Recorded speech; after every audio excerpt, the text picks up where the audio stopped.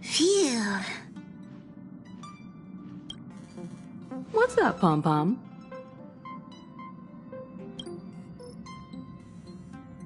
Just got a message from the Xianzhou La Fu. Looks like it'll conflict with our original schedule.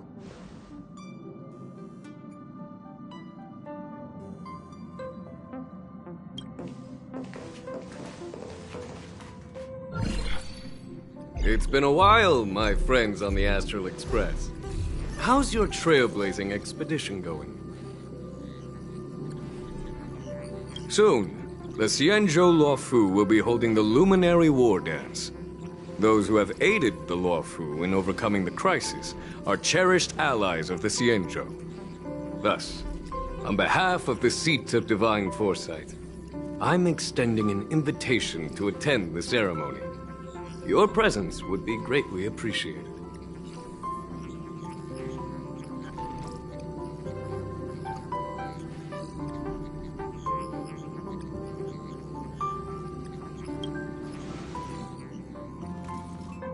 Well, things aren't getting lively. We've barely recovered from the family's Charmony Festival, and we're already being invited to another special event.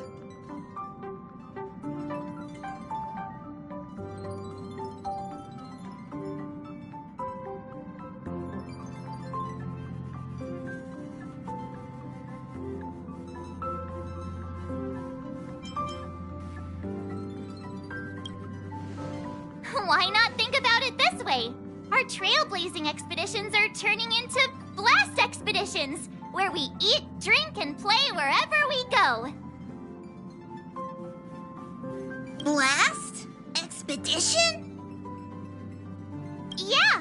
Wherever we go, we eat, play, and have a blast! So we should leave March behind to take care of the Express? Hey! That's not what I meant! I'm all for some fun! I just hope there won't be any surprise party crashers, like Friday or Saturday. The Xianzhou Luofu has recently overcome a crisis. By holding the war dance, they're demonstrating to everyone that they've returned to a state of peace and safety. But that's what everyone said before we went to Penacony. You'll be totally safe under the family's protection. No need to worry. The war dance is not like the Charmony Festival with all its hidden secrets. It's just a festival to honor the Rainbow Arbiter and the Cloud Knights, who fought against the abominations of abundance and protected the Xianzhou ships.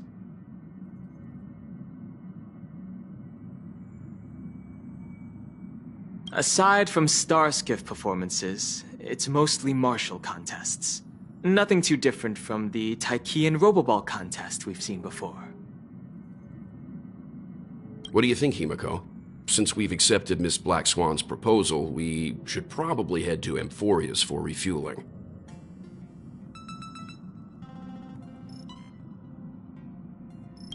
There's certainly no rush. This trailblazing expedition is quite unique, and the Express needs to be fully stocked and prepared before moving on to the next stop.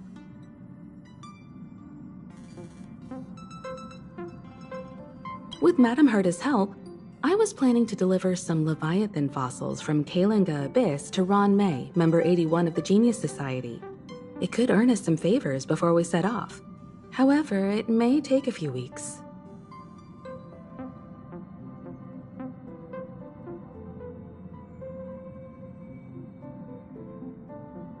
Aw, so that means we're not going to the Luofu. Being an adult means maintaining relationships, whether we like it or not, March. Since we've been invited, it's only right for the Astral Express to attend the ceremony. So, here's the plan. Pom Pom will take everyone to the Xianzhou Luofu. Mr. Yang and I will meet up with Ron May and fulfill our promise. Meanwhile, you, March, and Don Hung will represent the Express and attend the war dance.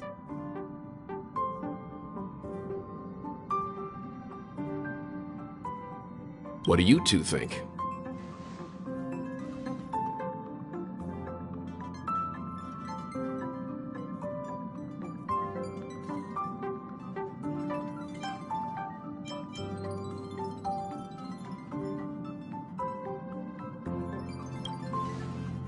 Himeko and Mr. Yang will be busy with serious research. Besides, fossils can't compete with martial contests when it comes to fun, right? Plus, you're the only one with so many friends on the Luofu. I'll be lost if you don't come along. You've gotta lead the way.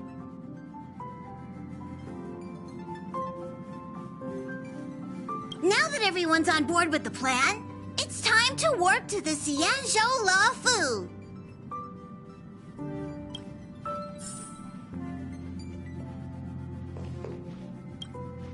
Kalinga Abyss. What does she expect to find there? Current research on the Leviathan merely proves how little we know about such life forms. That's why geniuses are interested in that field. Science is all about uncovering the unknown.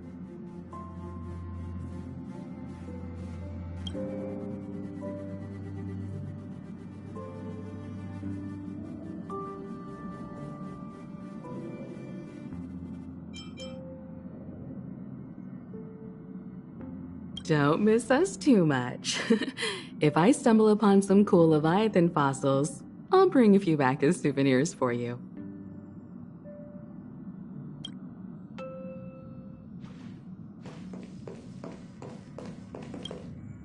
Himeko really knows how to convince people. Between Leviathan fossils and the war dance, the latter definitely sounds more fun. By the way, Danheng, this time you'll be taking a stroll with us on the Luofu, right? And just let you two wander around aimlessly on the Luofu by yourselves? I don't think so. Plus, Mr. Yang is right.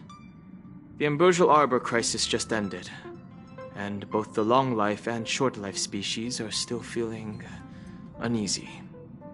And that's why Jing Yuan wants to organize the war dance, to show that the Spizendeuell Luofu is stable and safe. And since he has extended an invitation, it's only right that I visit my old friend.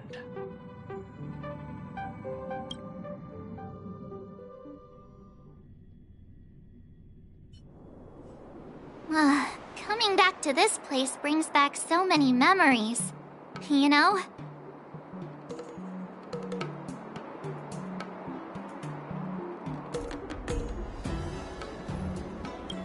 Hey, I'm not actually gonna recite a poem. I was just thinking about all the twists and turns we went through when we first arrived on the Spizendeuell. This time, we're not being forced or enticed or chasing after wanted criminals. And we didn't have to sneak in through the cargo dock. This trip has been incredibly smooth.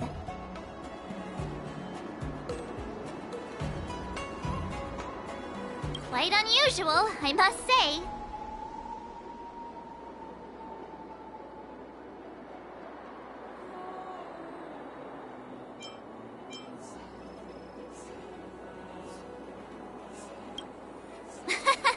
I'm just hoping for the best.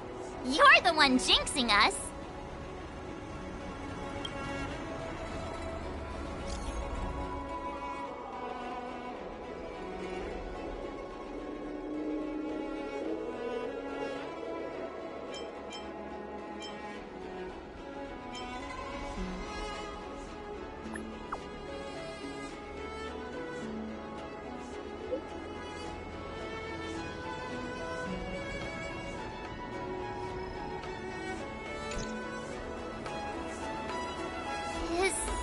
Starskip Haven always this crowded?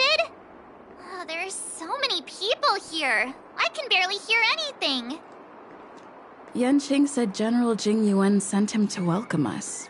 But where is he? Let's wait for him in front of the loom. It's the most prominent landmark on the dock.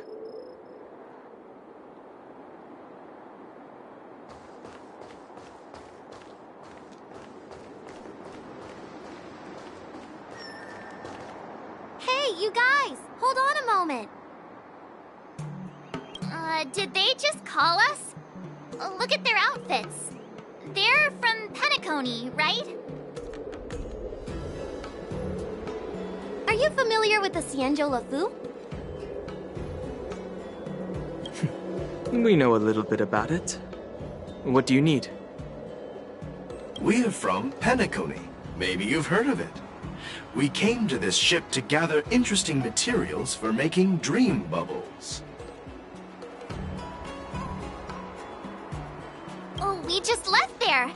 Oh, talk about coincidence. That's great. Do you know any must-see attractions on the Luofu?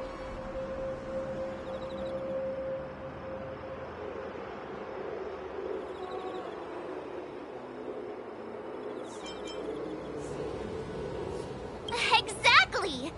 We're Xianzhou experts. Most of the tourists around at the moment are here to attend the war dance. And that's why we're here too. Yeah, we know about that ceremony. But isn't the fighting ring still closed? I've heard the ring was actually converted from a huge decommissioned Luofu fighter jet.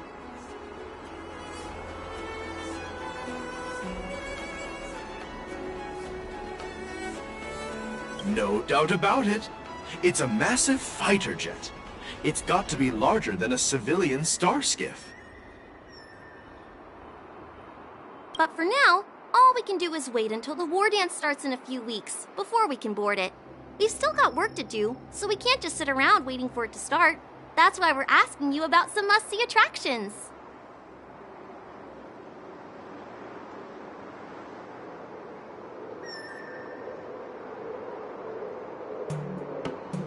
We're looking for unique experiences that you won't find on Penacony. Our clients love these kinds of dream bubbles the most. You're the expert here. Give them some suggestions.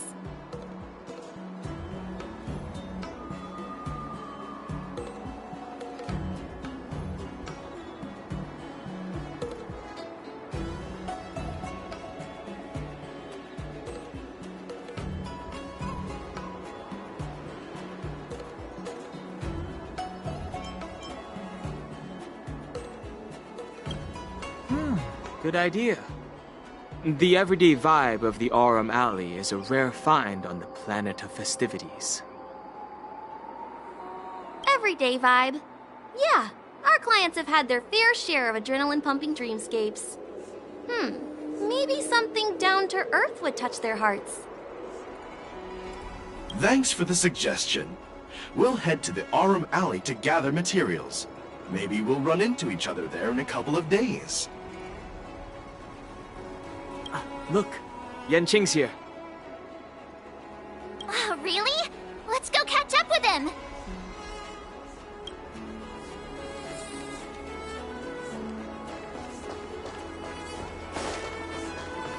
There you are!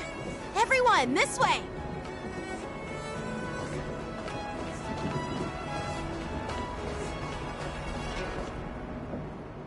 Hey, everyone! It's been a while.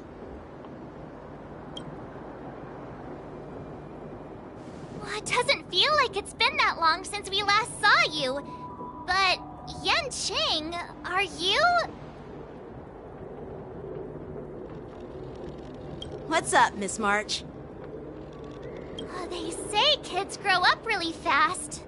Yanqing, are you a little bit taller than before?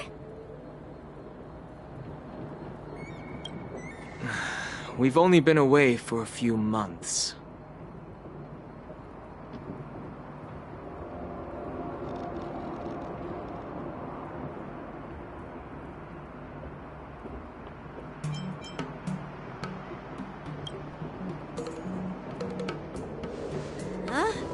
What are you doing?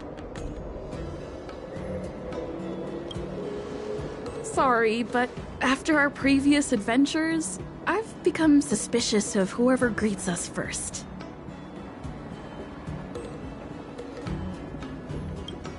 So you have to be suspicious around me too. You know, the last time we came to the Xianzhou, the first person who greeted us was...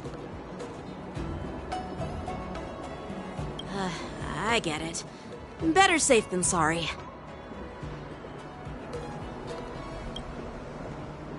Seriously, I've never seen the Luofu so lively before. I was a bit worried that holding the war dance right after the Ambrosial Arbor crisis might be too soon. But seeing the bustling Starskiff Haven, I understand why General Jing Yuan chose this timing.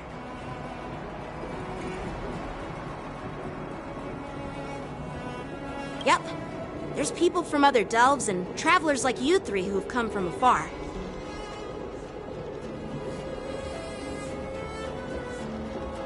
With the war dance coming up, there's a huge number of visitors pouring into the Starskiff Haven.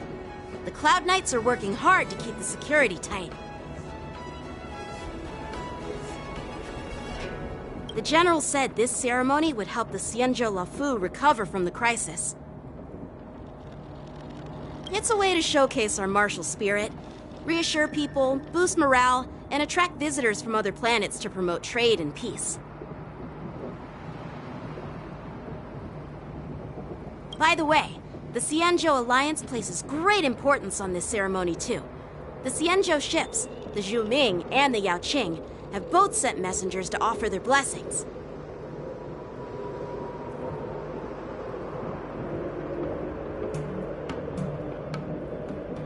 Yeah, I wonder if you've heard of it. It's known as the Star Forge, and it's responsible for providing more than half of the Cloud Knights' armaments.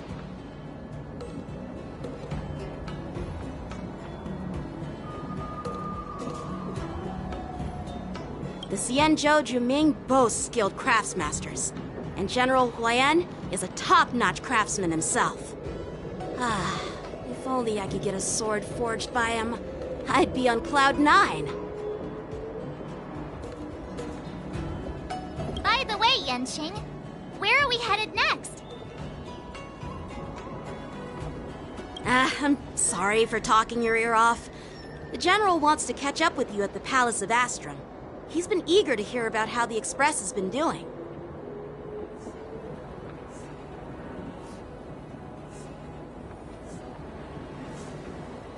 It's funny how he tries to act all mature, but whenever it comes to something he's interested in, you can really see his childish side.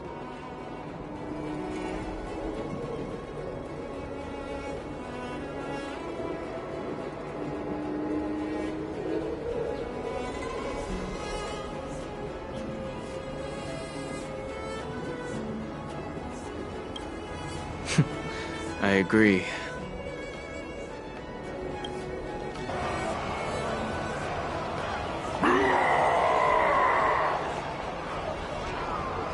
All units, assemble quickly! Get ready to protect the crowd!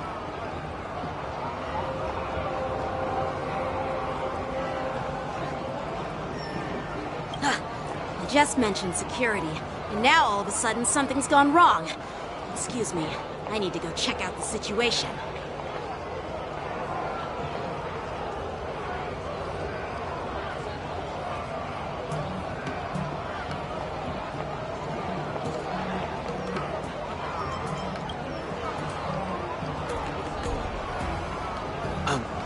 We'll go with you.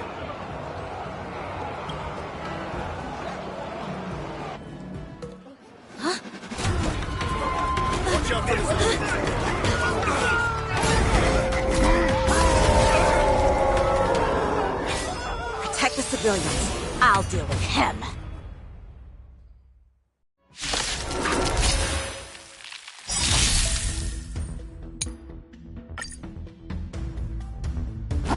Borison? Why are there Borison here? Scales. Down. Pistons now.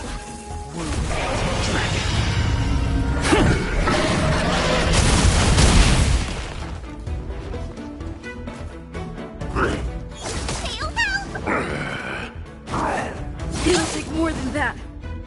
Did you come here of your own volition? Rules are made to be broken.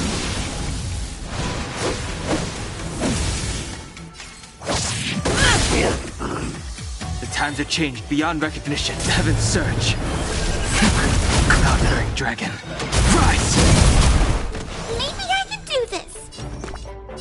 Demon, depart! Let's go. Another journey. I wish not to use this strength.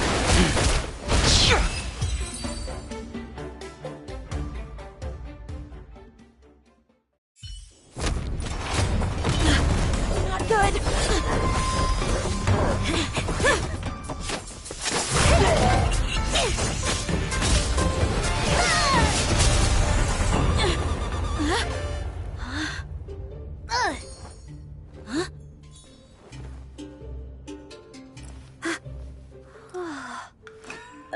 Thanks for the help.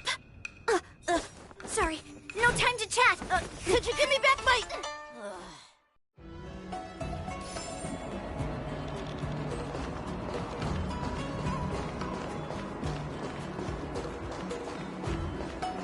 Wait, my sword! Let's just get down to business first.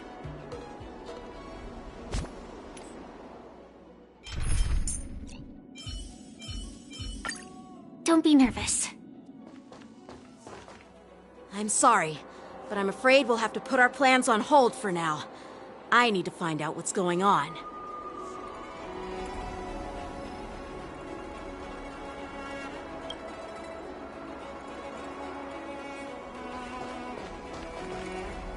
While we appreciate your rescue, my Xianzhou friends, don't you think it's a bit too much to detain us and our cargo?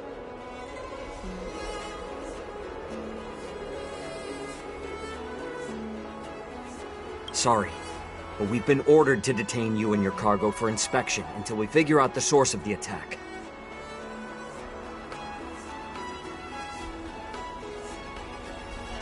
Once we're done with the formalities, we'll let you and your cargo go. But this shipment isn't even meant for the Luofu, and it's IPC's patented technology. Who do you think you are to conduct an inspection?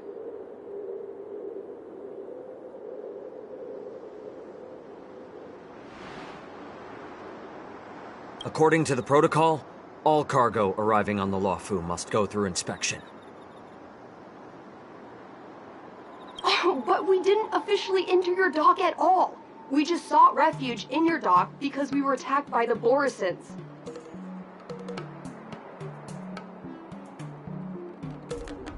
Looks like this argument could go on forever.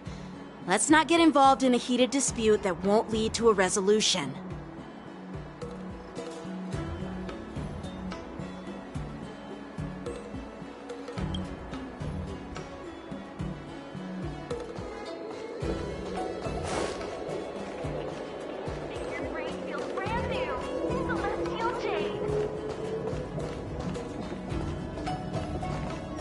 Who's in charge here? I need some answers. It's my fault. We let our guard down for a moment. I take full responsibility. With the war dance approaching, safety should be a top priority. Now, tell me, how did Borisin prisoners end up in Starskiff Haven? According to the protocol, Borisin prisoners should be held on a starskiff and taken directly to the shackling prison under strict supervision without ever touching the ground. Who allowed a prisoner transport ship to dock at the passenger terminal?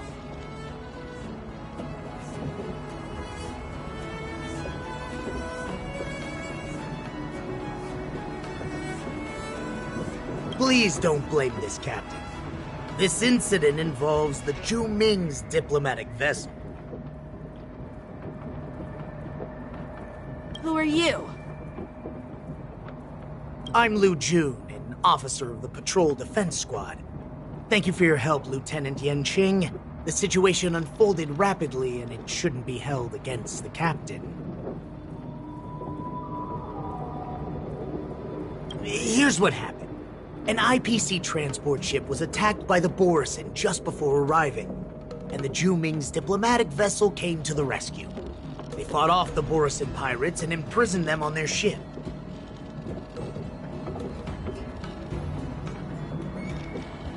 So, an IPC ship was attacked by the Borisin near the Luofu, and the Ju-Ming envoys saved them? Sounds complicated. Honestly, it gives me a headache too. The Ju-Ming diplomatic ship, adhering to standard procedure, docked at the passenger terminal to hand these criminals over to the Luofu.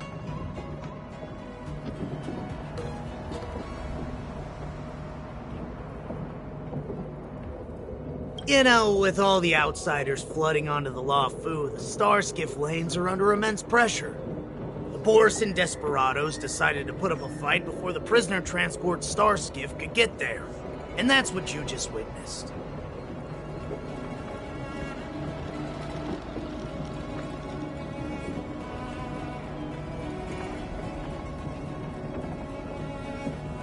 We'll make sure these prisoners are sent to the shackling prison as soon as possible.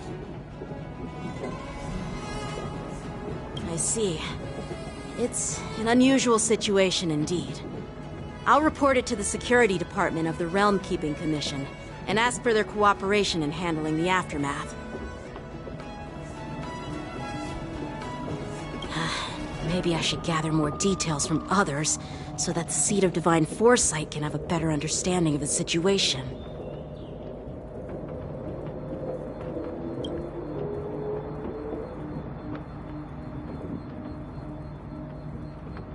Oh, you look much maturer now, Yenshing. Please don't tease me, Miss March. The situation on the Xianzhou before the war dance is like a calm lake that can be disturbed by even the smallest pebble, capable of generating far-reaching ripples with even the slightest disturbance.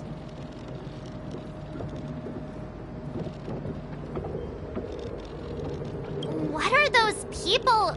I mean, those monsters we just dealt with?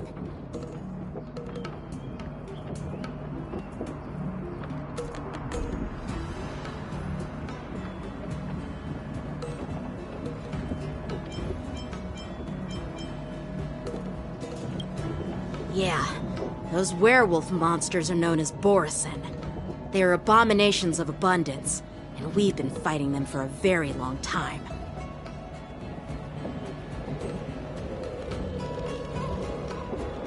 The Borisin have been a powerful force for a long time, plundering and enslaving many worlds.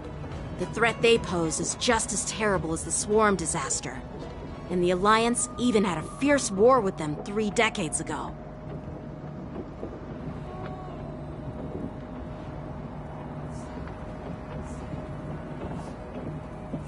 Their presence has faded over the years, but who would have thought? According to that officer, they attacked an IPC ship near the Shenzhou Luofu. Such a brazen attack seems quite unusual to me. Yeah, that's what I find strange too. It seems like the IPC and the Borisin have some serious grudges. Well, enough with the chit-chat. The General wants me to take you to the Palace of Astrum. I'd love to chit-chat a little longer, but there are some things that can't be left unchecked. Is it a serious matter? Maybe you'll need our help in hunting down the Borisin? Thank you, but it's no big deal. By the way, that young lady who just appeared, she took my sword. I'm thinking of filing a lost property report at the Realm Keeping Commission to see if I can get it back.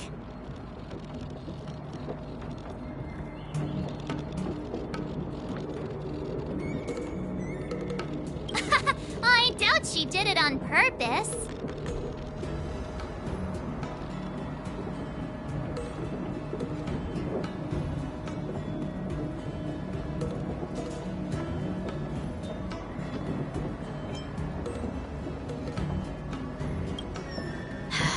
Don't remind me. I just zoned out for a moment, that's all. Alright, let's not keep the General waiting. Don't worry. There aren't many people out there with that kind of talent. It shouldn't be too hard to find her.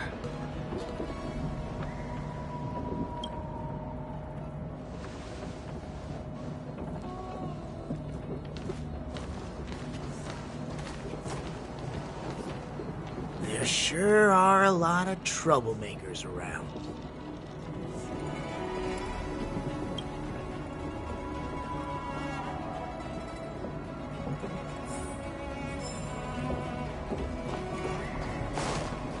Success and failure.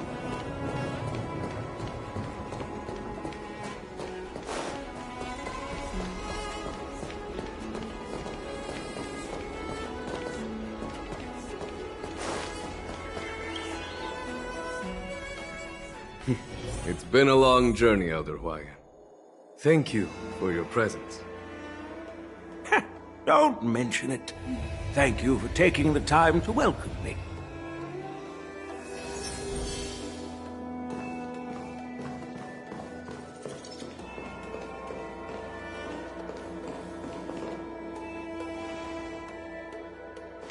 General, I brought our guests from the Express.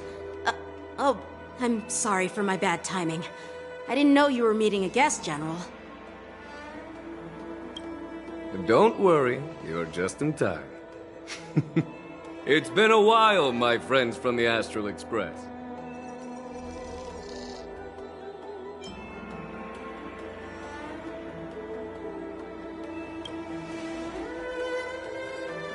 Oh. Well, it's an honor to be in your dreams, my friend. Allow me to introduce you to General Hwayan. He's the Arbiter General of the Xianzhou Zhuming, known as the Flaming Heart.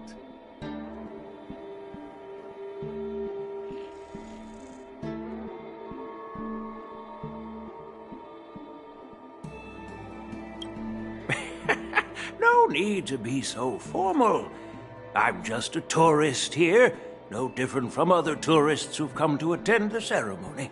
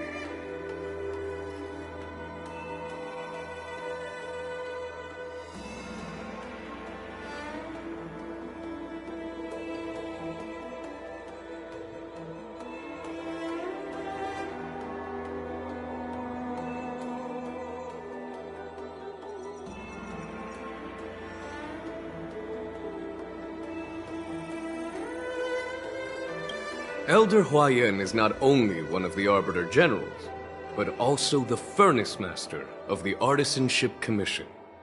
Besides his martial skills, he excels in forging various weapons. Such talents are unique, even among the Arbiter Generals.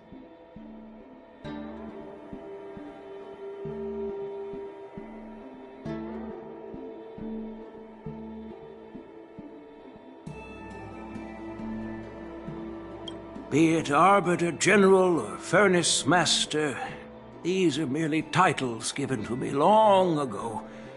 I've retired several times already, but with the current change in circumstances, the Marshal has called me back to duty, and I had no choice but to answer the call.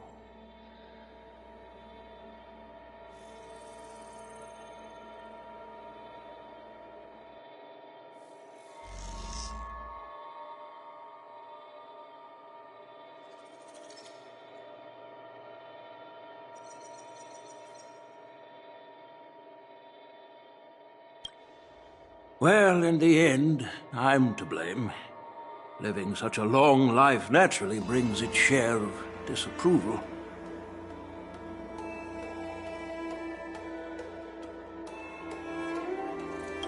It's an honor to meet you, General Huayan.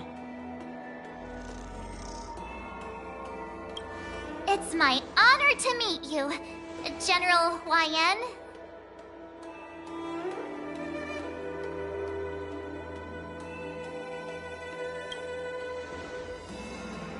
No need to be all formal. Today I'm just a guest on the Luofu, the same as all of you. So, these three are the ones you mentioned, Jingyuin? The heroes who helped you with the Ambrosial Arbor crisis?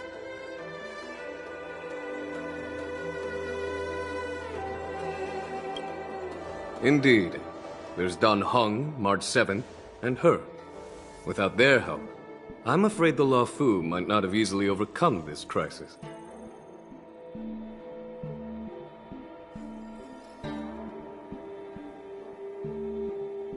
So, the Imbibitor Lune's reincarnation has returned to the Luofu and will attend the war dance.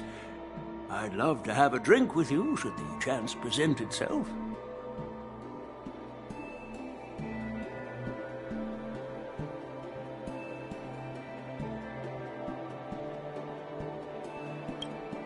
You're more than welcome, General Huayan.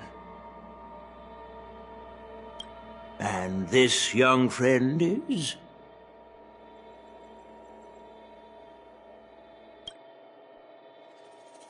Yanqing, my apprentice. He remains by my side as my retainer due to his youth, which I hope will season him with experience. He will stand for the Luofu's Cloud Knights in the upcoming war dance, ready to take on all kinds of challenges.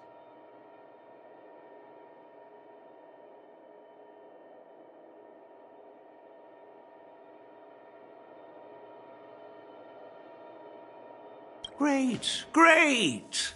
It's a real treat to see so many talented young people around here today.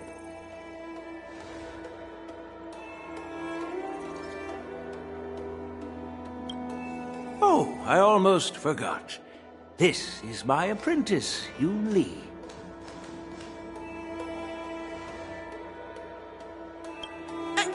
It's you! Oh, it's you. Hello. Oh, you two already know each other? Guess we don't need any introductions then. What a coincidence! I was afraid I'd have trouble finding this girl.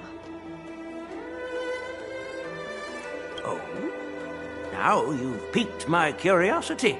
Tell me, how did you two become acquainted? She helped me capture the escaped Borisin prisoners at the Starskiff Haven. Allow me to express my gratitude for you. But when you left, you took my flying sword with you.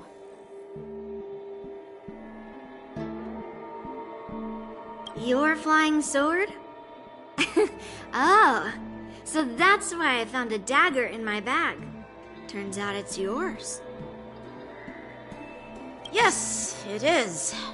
Now that we've met again, I hope... Nope, that won't do. Won't do? You want your sword back, right? Well, you can't just take it back. On the Juming, when you lose your sword on the battlefield, You have to reclaim it on the battlefield.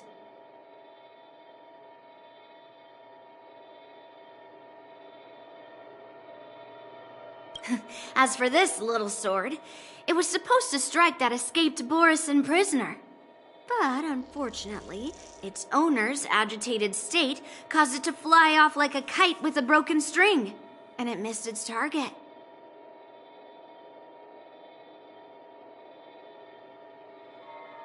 By the way, if I hadn't caught it and helped it hit its mark, that Borisin prisoner would have gotten away.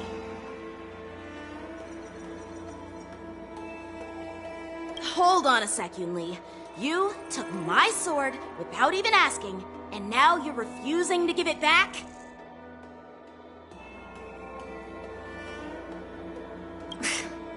So much for Luofu's swordmasters. What did you just say? If you just stepped up and took your sword back from me fair and square, I would have totally respected you. But nope, you tried to play it down, expecting me to just hand it back to you like it's nothing. In front of everyone.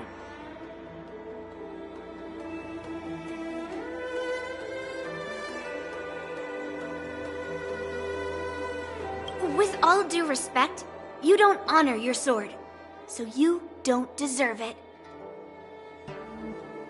Hasn't anyone told you that taking without asking is stealing? If you want to settle this with swords, fine. Let's have a one-on-one duel right now.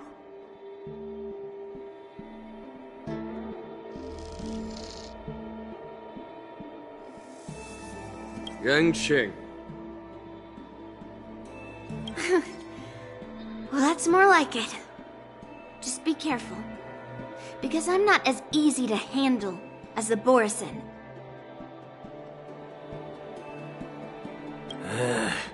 You two, be quiet and apologize to Yanqing. Hey! Whose side are you on, Grandpa?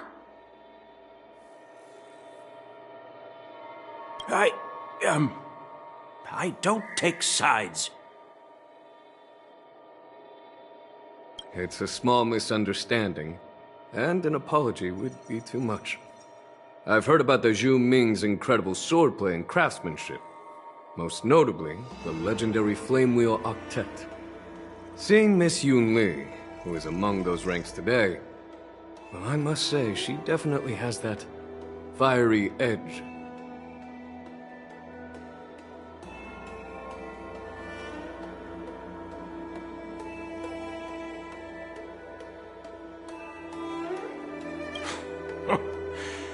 Such grandiose names. Some folks love to spin these fancy titles, trying to set the Cloud Knights apart. Yunli is still just a young girl, a bit awkward and hot-tempered, so please forgive her if she's being rude. Well, everyone, Elder Huayan and I have some business to discuss. For now, Yanqing, why don't you entertain our guests and take Miss Yunli to the inn? I'll find another chance to talk with you all. I'd like to express my gratitude to the Astral Express for helping the Luofu during the crisis.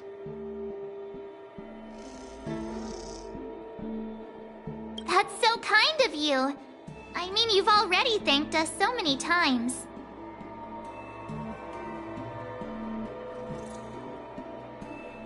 Please forgive me for coming at an inconvenient time. You needn't apologize, General Huayan. All right, Yunli. Take this opportunity to clear things up with Yanqing. Yeah. It's better to make friends than enemies. But I won't be heading to the inn just yet. I want to visit Lingsha. She just arrived in the Luofu and could use some help settling in.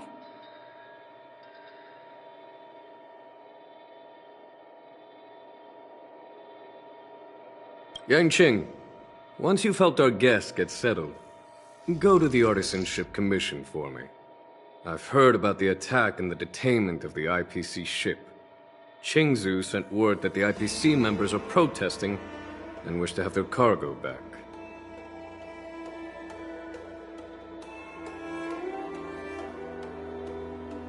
See if you can calm them down. Don't get aggressive. Just make it clear that the Xianzhou Luofu has no intention of violating their rights. I'm on it.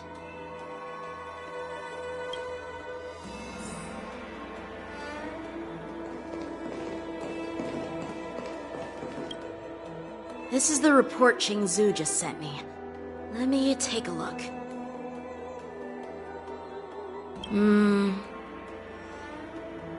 Huh. It looks like the General has given me a tough challenge. He wants me to try and help put the IPC's mind at ease.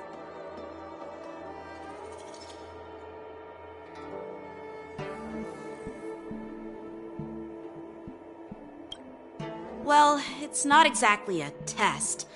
As Cloud Knight officers, we not only learn the art of war and martial arts, but also occasionally have to handle diplomatic disputes.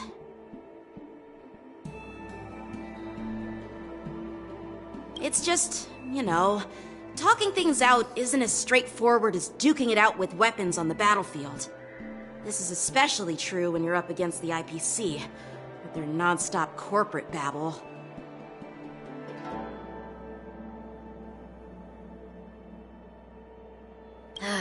Well, let's not worry about that for now. Shall I take you to the inn?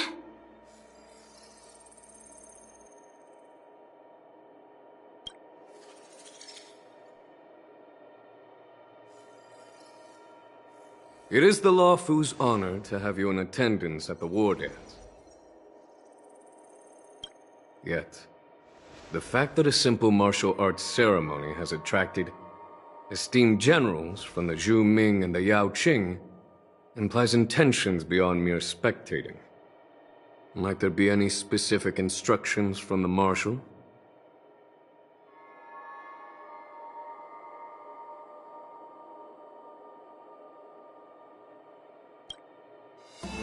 You're overthinking it, Jingyuan. As I said, I'm here to broaden my granddaughter's horizons. I have no ulterior motives. However, I have no clue what the Yaoqing Arbiter General has in mind. Do you remember when you accepted this position? I told you that an Arbiter General's battlefield goes beyond the physical one. You'll need to lead and manage everything on the Xianzhou. The title of Arbiter General holds a weight far greater than its literal meaning.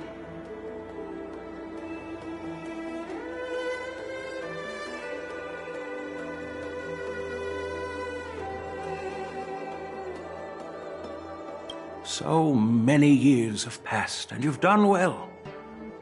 However, longevity for the Xianzhou people can be a curse.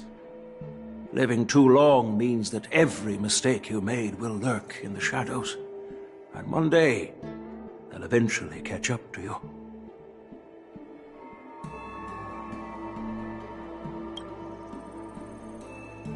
The Marshal knows everything that has happened on the Luofu. As for the Merlin's Claw of the Yaoqing, she has come specifically for you.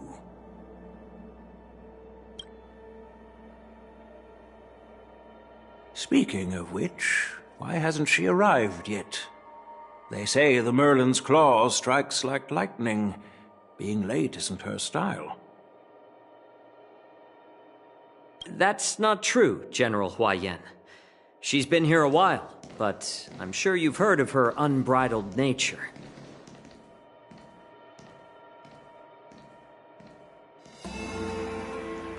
As soon as she disembarked from the star skiff, she mentioned having something to attend to and simply disappeared.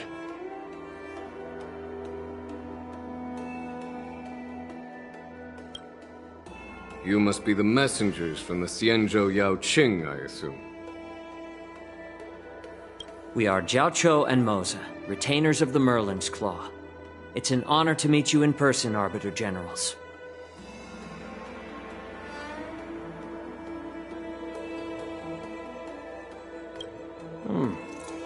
Now this is interesting. A guest who doesn't come to visit but sends a message instead. What does she mean? Tell me, what could be more important to her than coming here? Master heard about a spectacular view in Scale Gorge Waterscape. I believe she went there to enjoy it.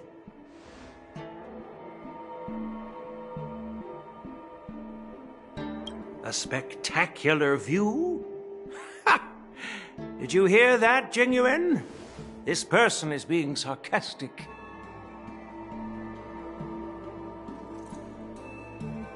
Please do not misunderstand me, General Huayan. I was simply stating the truth. Master thought it would be inappropriate to keep you waiting, so she sent us here. Once she's finished with admiring the scenery, she'll personally come and apologize to the both of you.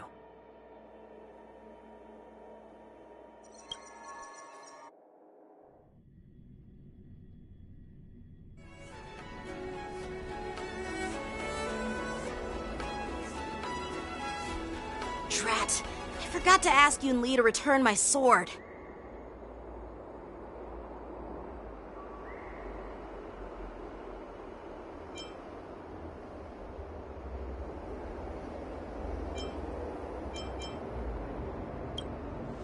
No need to bother. The Juming envoys won't be leaving the Luofu anytime soon. I'll ask for it later when we meet again.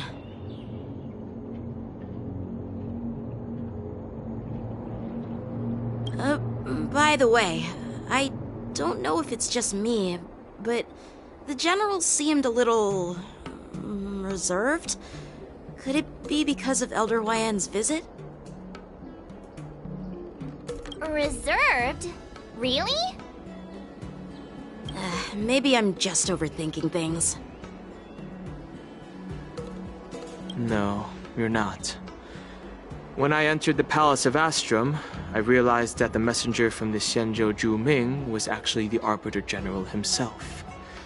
So, the messenger from the Xianzhou Yaoqing must be the Merlin's Claw herself, I presume.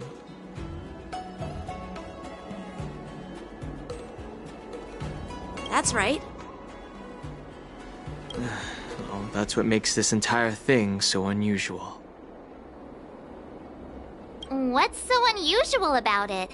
They simply received an invitation from Jingyuan, just like the crew, right? The war dance is just a small festival. And now we have 2 Arbiter Generals from other Xianzhou ships here. I'm afraid they're here for something more.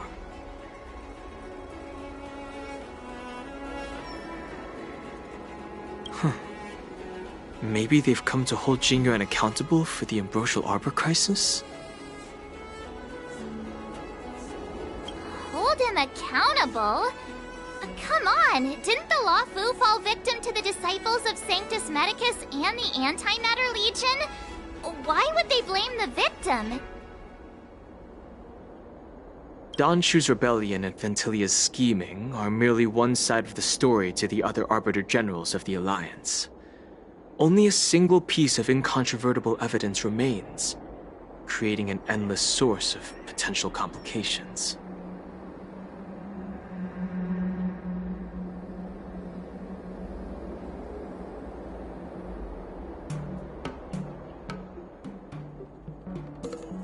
The Ambrosial Arbor. Yes. It's undeniable that the plague mark, which was subdued by the Xianzhou Luofu, has resurfaced. But was it really a conspiracy instigated by the Antimatter Legion? Or does it indicate a traitorous intent from within the Luofu, implicating Jingyuan himself?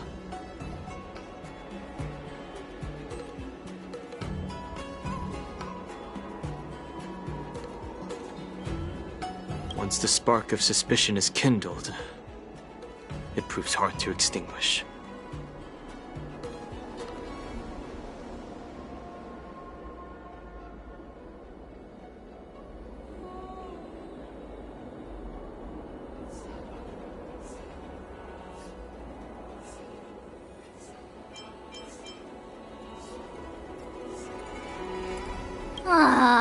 What was I thinking?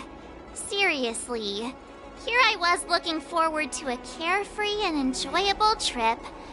But it seems wherever we go, drama is just around the corner.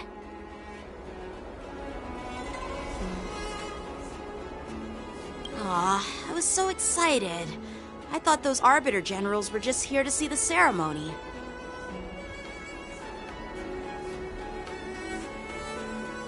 By the way, I heard that an alchemist from the Juming diplomatic ship has arrived, and rumors say that she's to be the new Cauldron Master of the Alchemy Commission on the Luofu.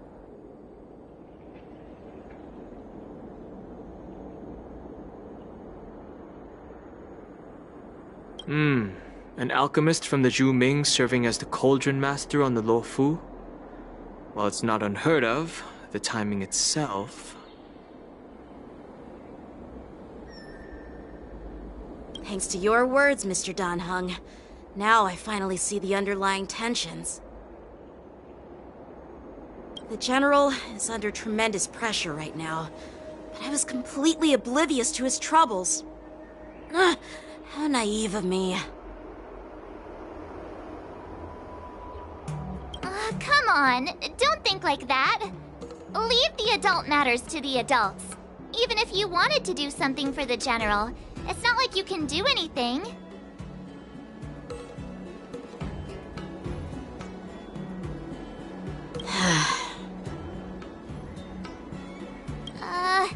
Did I say something wrong?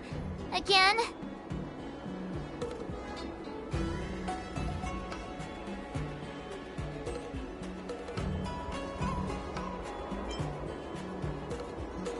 Miss March is right. I don't have the skills to share the General's burdens at the moment.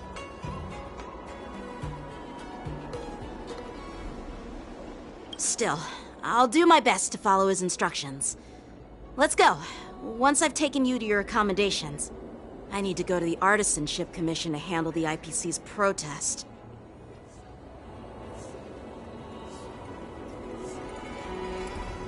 He looks like he has a lot on his mind. We can't just let him go alone. Why don't we accompany you to the Artisanship Commission?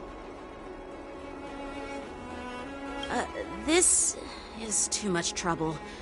While I appreciate your kindness, dealing with the IPC's workers could be tricky. I'm afraid this will cause trouble for the Express.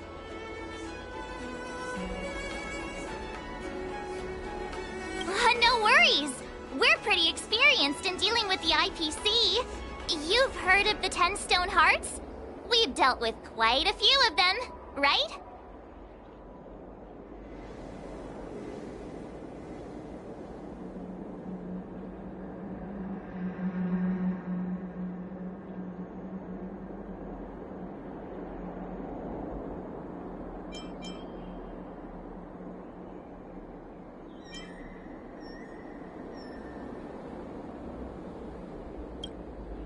Yeah, exactly.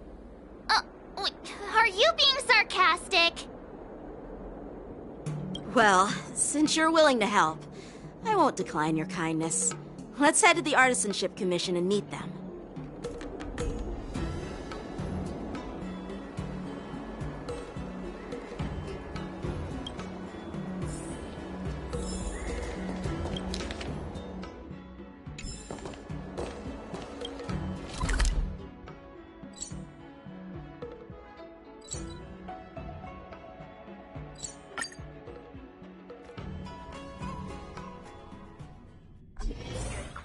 Can I really reason with you Xianzhou people? I think I get it now. In your words, this is called looting a burning house, right? But I am trying to reason with you here.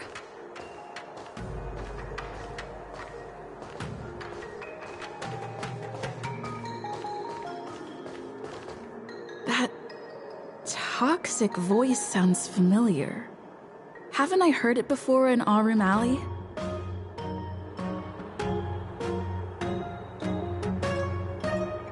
You know what? This isn't my first time dealing with the Skyfaring Commission. I can handle your unreasonable ways.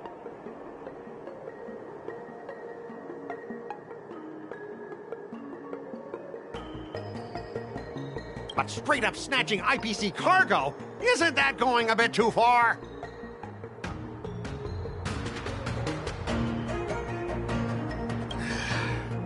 Just as I've said it many times already. Once we've inspected the cargo and completed the security check, you can be on your way. Is there something wrong with your ears, or is it just your brain?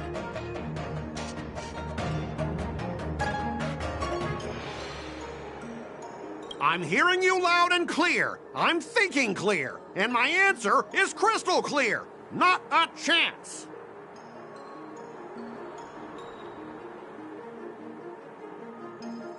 Keep detaining my cargo, and I'll file a complaint directly with your general.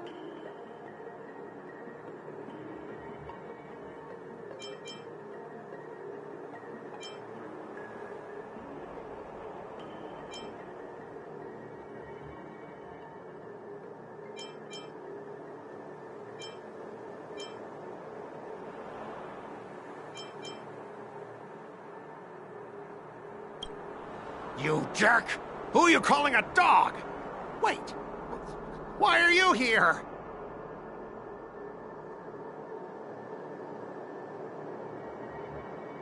You're staying on the Cienjo, are you?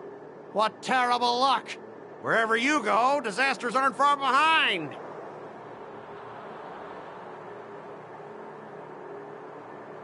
Aren't you the guest from the Astral Express?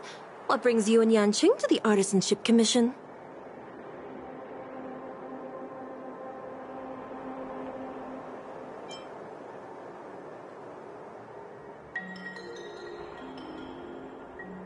Trouble caused by the IPC?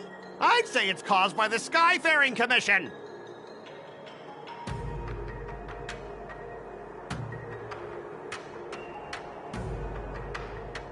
Looks like you've met this IPC worker before. I'm not sure if that's a good or a bad thing.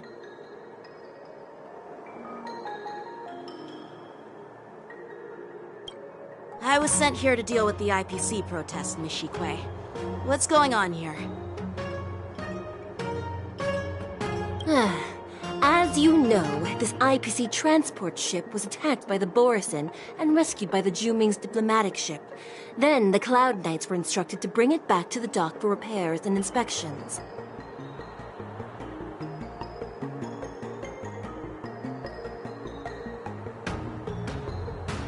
And this is Mr. Scott, the person in charge of this transport ship.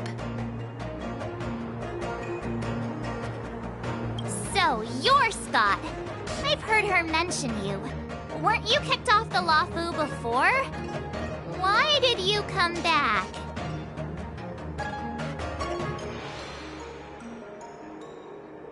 Like I wanted to come back.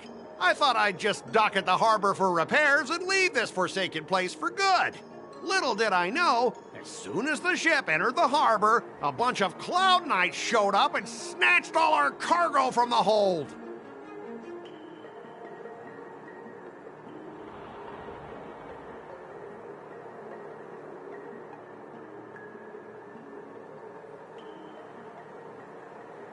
What do you mean by snatched?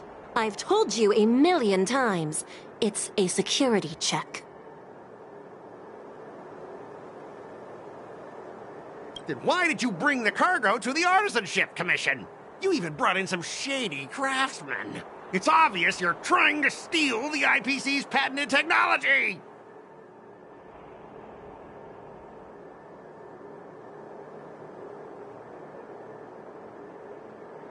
Listen here. Firstly, the Skyfaring Commission detected dangerous items that could possibly be weapons in your cargo hold. That's why they called me here, to double-check. Secondly, where the heck did you get the idea that I'm a shady craftsman?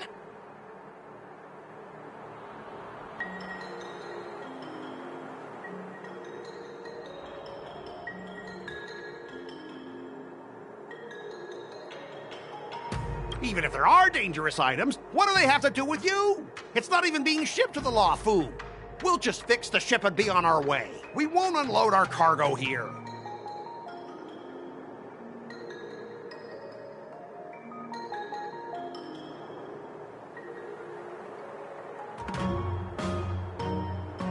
But you'll have to stay in the port for several days before your ship is repaired and you can take off again.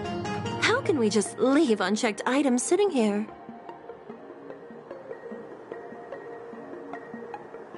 I understand, but we don't need to disassemble the cargo if it's just a security check, right? In most cases, we don't. However, our scans discovered that the cargo doesn't only contain machinery, but also some substance that resembles biological tissue.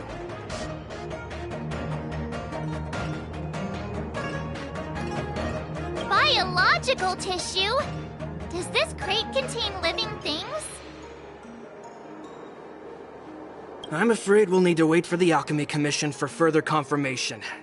In any case, according to our regulations, we need to unseal one of the crates for further examination. But this IPC specialist has been hindering us on the grounds of patent secrecy.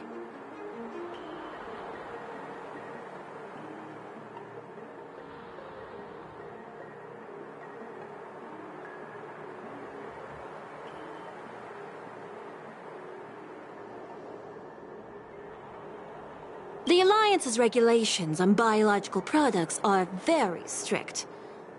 Without further inspection, there is no way for the Skyfaring Commission to release the cargo.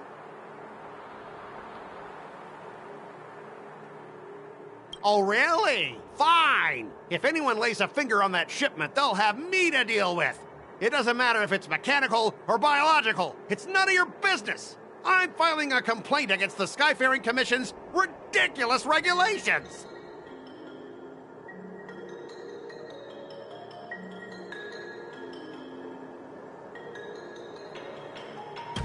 This Mr. Scott seems stubborn and difficult to persuade. Honestly, I really don't want to have a vicious confrontation with the IPC.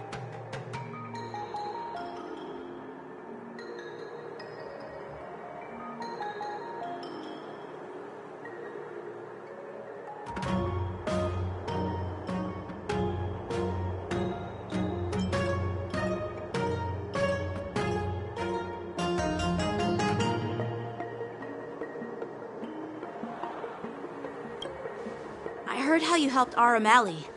The IPC representative back then was Mr. Scott, right? Since you've dealt with him before, it looks like I'll have to rely on you again.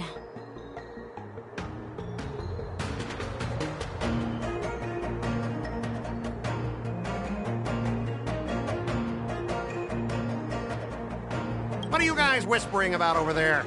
Just hurry up and give us back our cargo.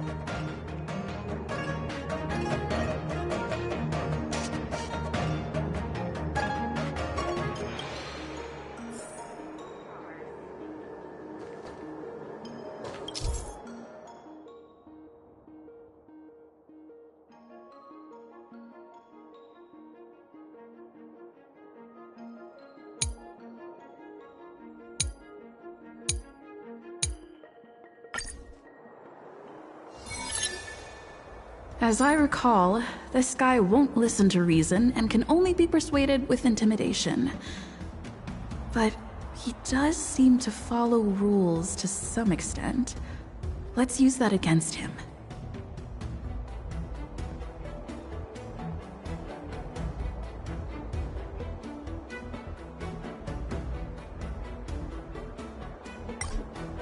Speaking of regulations, we have our own laws and regulations too. According to Article 4 of the Spizendeuell Alliance IPC Trade Consensus, the Alliance and IPC shall never infringe on each other's intellectual property rights.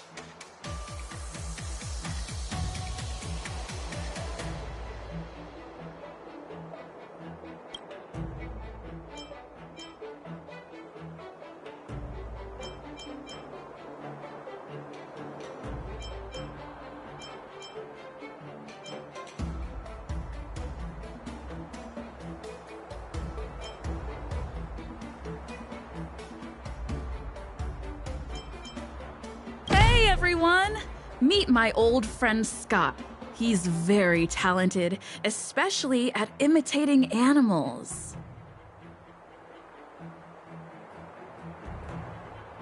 Stop it! Let's focus on the business at hand! What's the point in dragging up the past?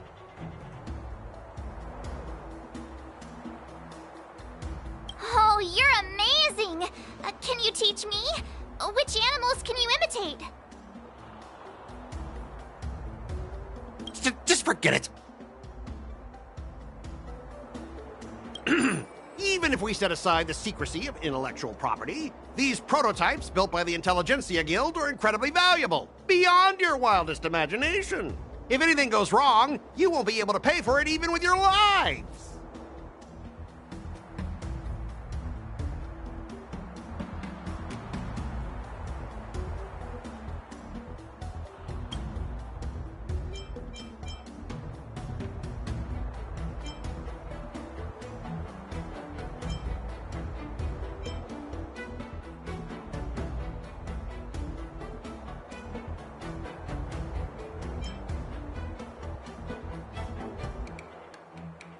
Don't underestimate Xianzhou technology.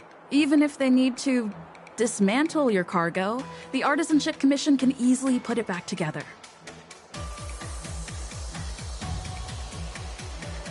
Yeah, go ahead and brag about their skills. After all, you're just a negotiator they hired.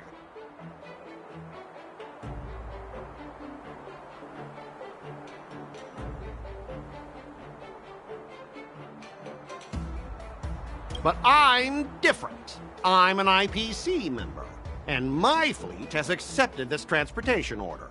Naturally, I need to be responsible for the integrity of every piece of cargo. Besides, the cargo on this transport vessel belongs to the Intelligentsia Guild. If you want to inspect the cargo, shouldn't you at least call in a member of the Intelligentsia Guild to be present?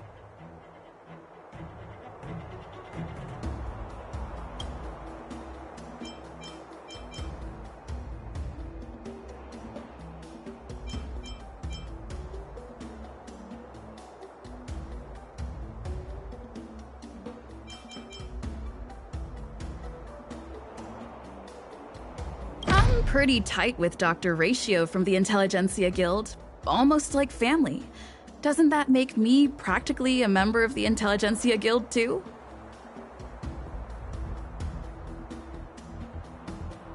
What's all this nonsense? Even if you were married to him, you still couldn't represent the Intelligentsia Guild.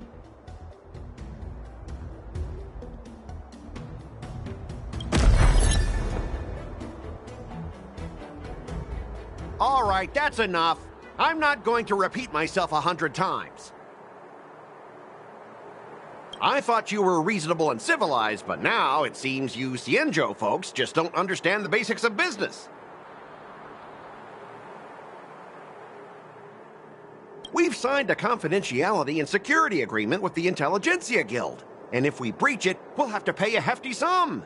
Even if we sold the souls of every employee in the marketing development department on this planet, it still wouldn't be enough to cover the costs.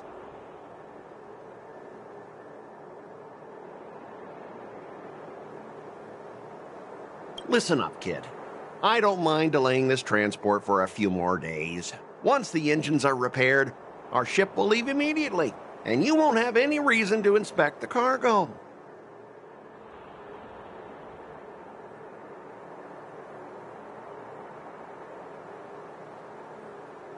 If that's the case, I can assure you the Cloud Knights won't let your ship leave. Oh, really? Then you'll receive a ton of complaints from the Intelligentsia Guild and the IPC's Marketing Development Department. You're too young. I don't think you understand the chaos your rash decision will cause.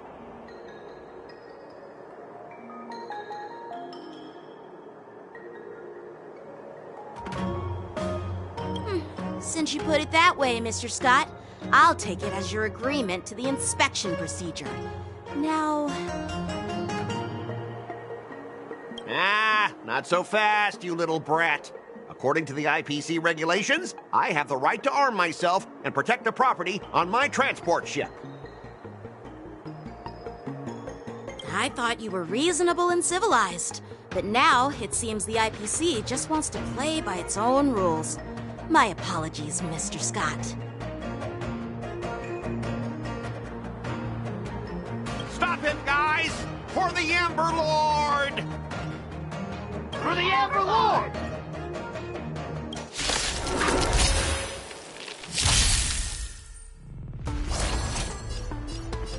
Executing attack!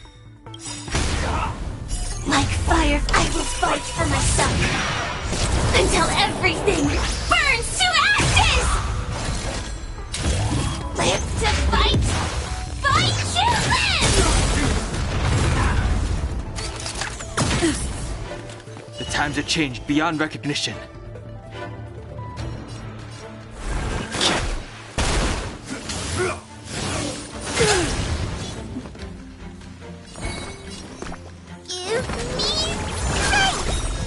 Much better.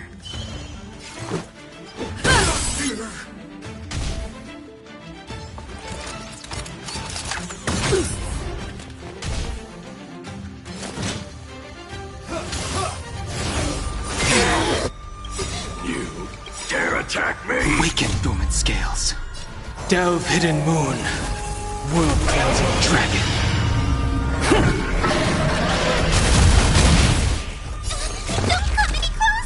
Move aside, amateurs! Fiends or devils, I'll crush them all! Rules are made to be broken.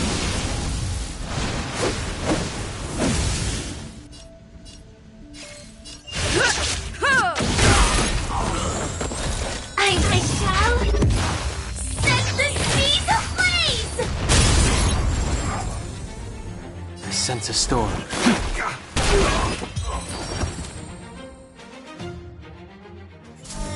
Get up, all of you! Why is the IPC even paying you? You're a bunch of losers!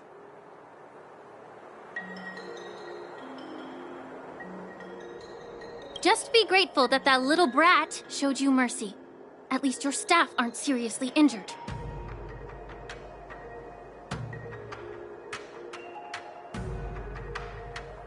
How do you IPC cronies have the audacity to fight Cloud Knights? You practically assaulted law enforcement officers. Another one? Who the heck are you? I may be a bit late, but the good news is, I'm here now.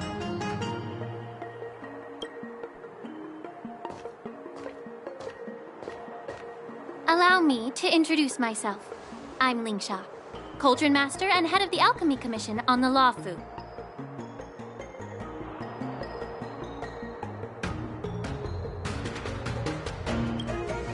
Could she be?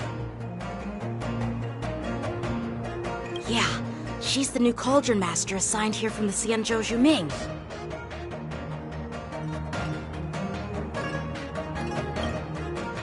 I received a report from the Artisanship Commission about cargo containing samples of unknown organisms. It said they needed help from the Alchemy Commission. I had nothing better to do, so I came myself.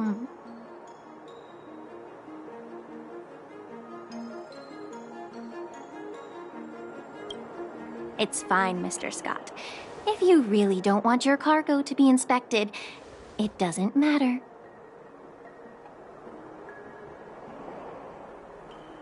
It doesn't matter? How can you say that? Why are you being so nice all of a sudden? Well, since you're not going to check it, I'll take this crate and be on my way. Is that okay with everyone? Yeah, sure. Why should I object? Not only this sample, but all the goods on the transport ship are yours to keep. Like I said, we won't inspect them.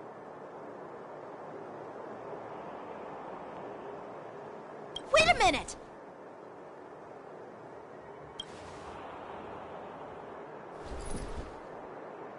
Well, that's more like it. If only the young displayed a more reasonable attitude, we could have sidestepped that altercation just now.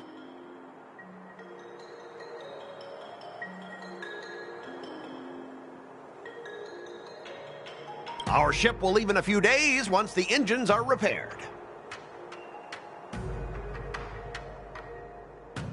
Your ship can leave whenever you want, but I'm afraid I can't say the same for your cargo.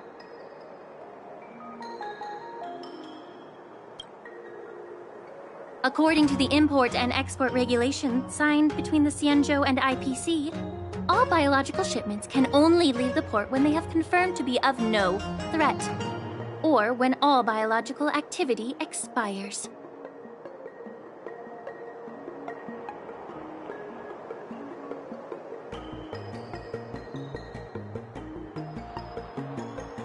Since we can't determine if your shipment is safe for the environment, I guess we'll have to wait for its biological activity to expire. Let me check the previous cases.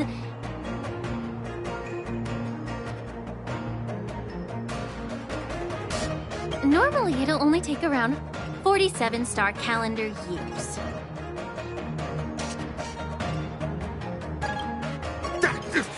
Only 47 years? Why so surprised?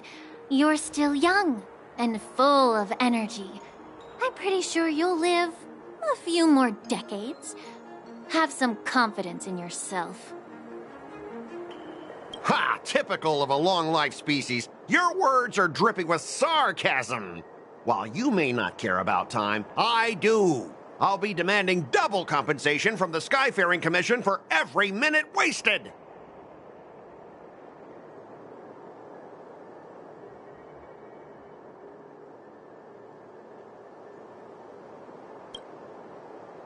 Sure thing, Mr. Scott. You seem pretty confident that your career and life will last long enough to witness this victory unfold.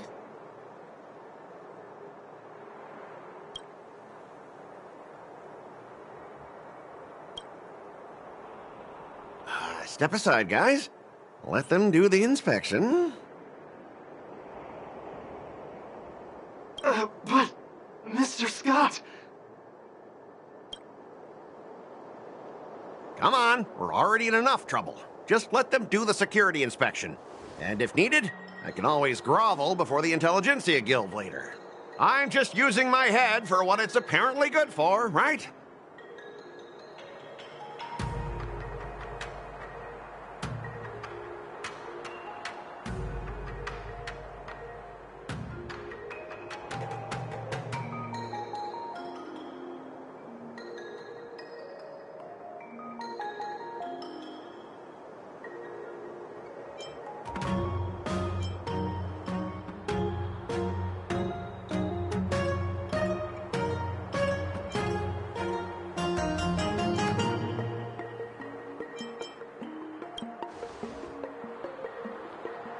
Well, honestly, at least you're not as annoying as that woman.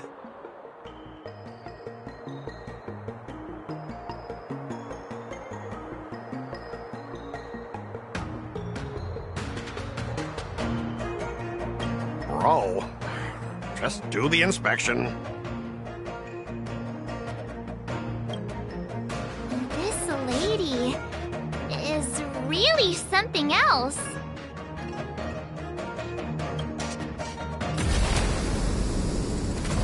Is this the IPC product? Listen up. Any damages caused by inspections will be filed with the IPC.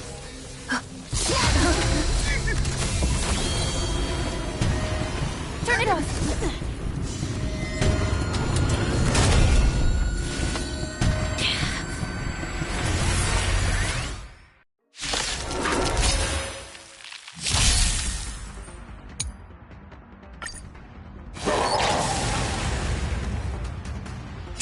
How unexpected.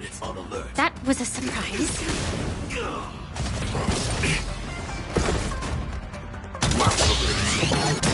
Target detected. I sense a storm. Heaven's surge. Cloud-bearing dragon. Rise!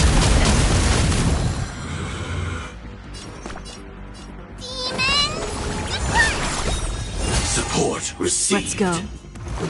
Armor damaged.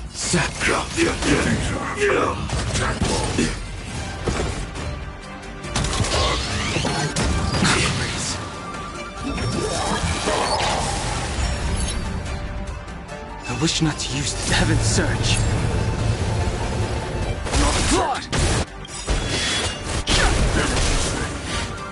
Awaken, dormant scale. Delve, hidden moon.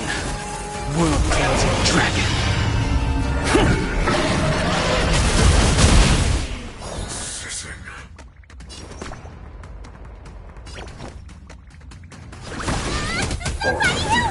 Let's make it quick. Batter up. Detecting damage.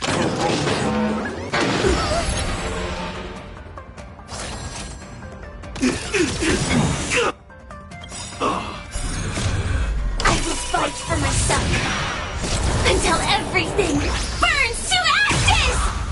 I shall set the seas ablaze! The times have changed beyond Heaven's Surge. Celestial Dragon. Quick! Get there!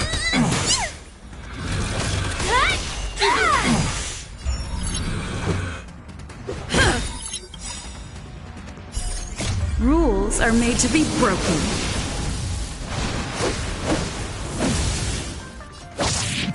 Damage sustained. Assessing.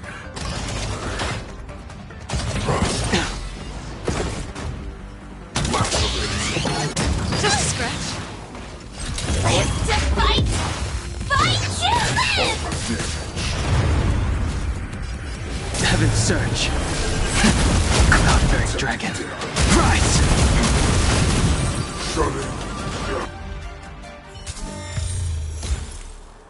Were you seriously planning to leave this stuff unchecked at the dock for days? That's way too dangerous.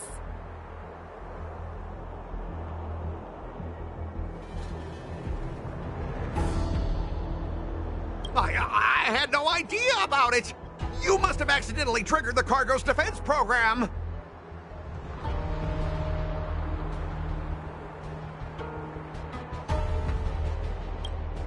I don't think trying to shift the blame is a wise choice. But seriously, I don't know why that thing suddenly started moving! I swear on the Amber Lord! Enough. Miss Shikwe, please escort our IPC guests to the Skyfaring Commission. I'm on it. Please follow me, Mr. Scott.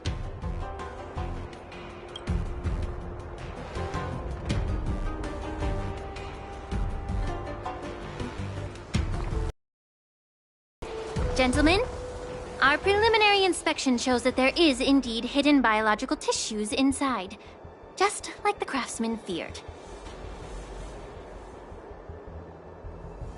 I can't even tell if it's ingenium or biological in nature.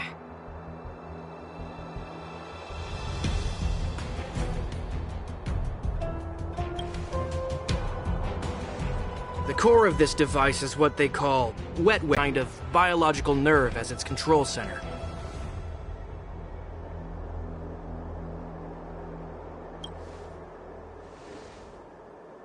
I'll take some samples for the alchemist to analyze and figure out where the biological tissue comes from.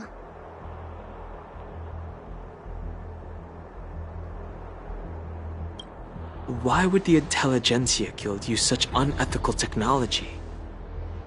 Perhaps they're trying to create a new weapon? Whatever the reason is, it's probably why the Borison attacked the ship.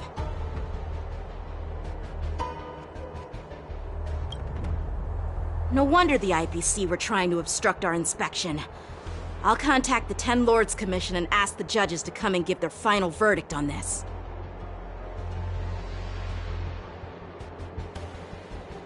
According to our rules, all prisoners and weapons involving dangerous creatures must be taken to the shackling prison for further sentencing.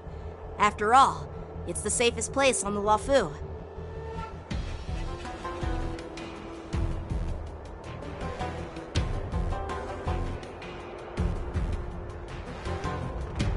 As for you, Mr. Craftsman, please go with the Cloud Knights and explain the situation to the judge.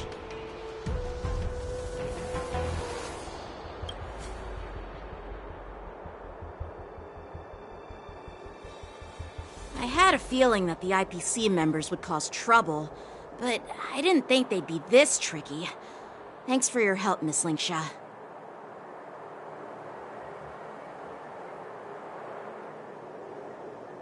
I should thank you for saving my life. Your sword skills were impressive. Taking down that big guy.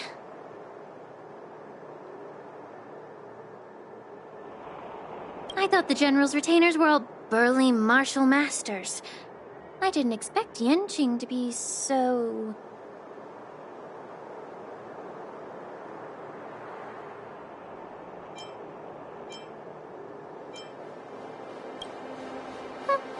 Can't argue with that.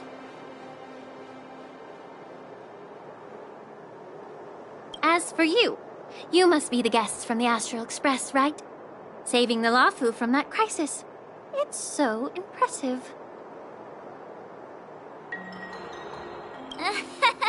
It wasn't a big deal.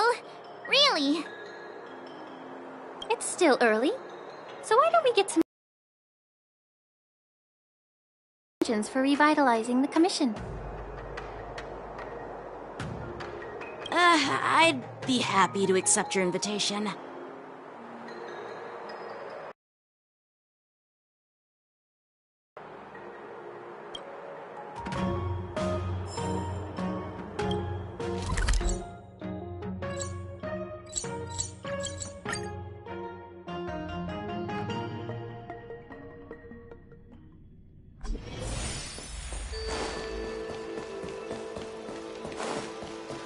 I'm here to pay my respects. All these years, and the view of the Alchemy Commission hasn't changed a bit. The tides come and go, but the ancient sea remains the same. For us Vidyadhara, there's nothing more nostalgic than our homeland. You're a Luofu native, Miss Linksha? Yes, I grew up here, listening to the sound of waves while researching prescriptions with my mentors and peers at the Alchemy Commission.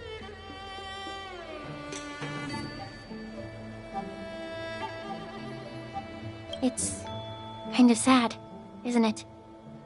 Everything changes but somehow remains familiar. Just like you, Dan Heng, I traveled far from home, and now I've returned. Seeing the familiar scenery brings back a hint of nostalgia.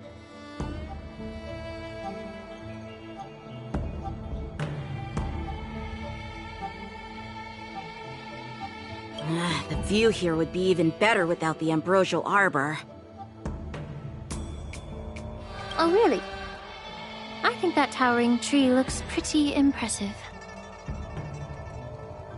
Even if it's impressive, it's a plague mark. The Xianzhou have been fighting abominations for thousands of years. And now that the ambrosial arbor has been reborn, it's only natural for everyone to feel uneasy.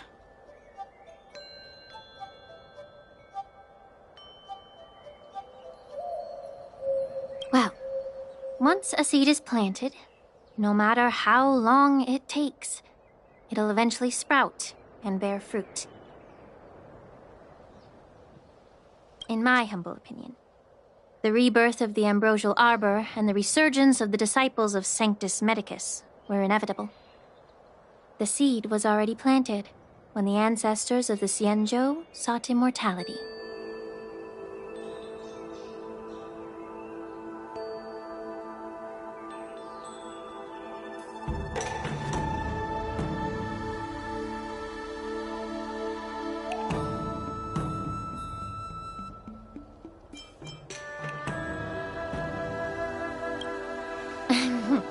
My bad. Well, since you went through the entire Ambrosial Arbor crisis firsthand, Dan Heng and Lieutenant Yanqing, I'd like to discuss something with you. What would you like to discuss, Miss Linksha? I was lucky enough to be chosen by the Alliance to come in and clean up all the old grime in the Alchemy Commission.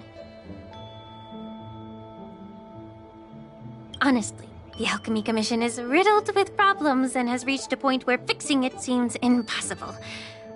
I'm looking to remedy this problem, but was wondering if you could provide any insights. Well, even though I'm a Vidyadharan like you, I'm an outsider, just like my companions here. I can't really say much about a remedy, but I do have a piece of advice, Miss Lingsha.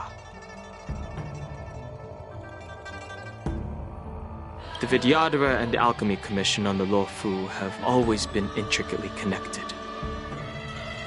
If you cannot distance yourself from these ties, Miss Lingsha, changing the situation within the Alchemy Commission may be quite challenging.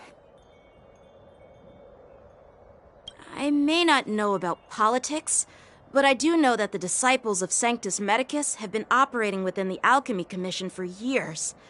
If you're determined to root them out, maybe you should discuss it with the General.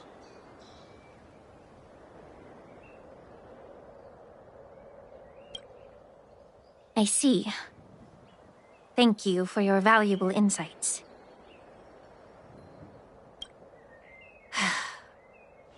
While the Lux Arrow from the Rainbow possesses unparalleled power to sever the ambrosial arbor, it can't sever mortals' desire to prolong their existence.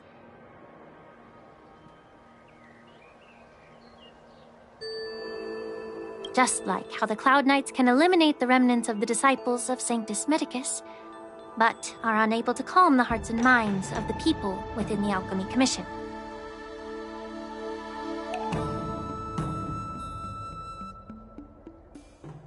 Our Xianzhou forebears knew this well, and that's why they entrusted the duty of guarding the roots of the arbor to the Vidyadhara. However, the Vidyadhara are still only mortal beings.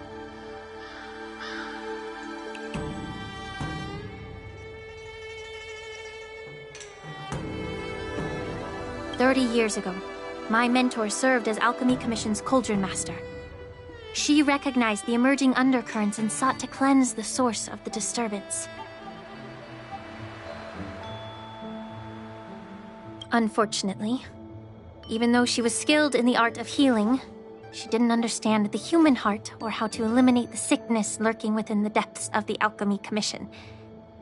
In the end, she was framed and exiled to the Juming. I was also implicated and had to leave the Luofu.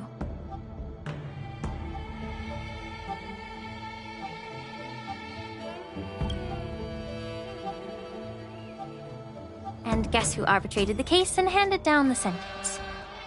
None other than General Jing Yuan himself.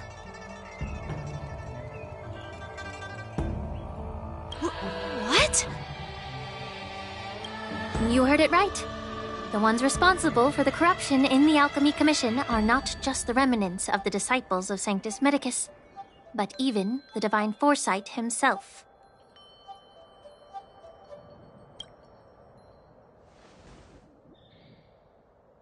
Alas, why is your face turning pale, Yanqing? Don't worry about it.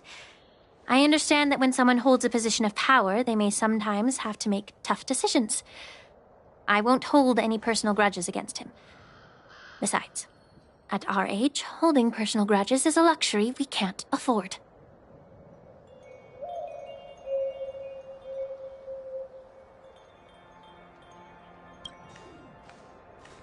Lingsha, you're back! I've been waiting ages for you.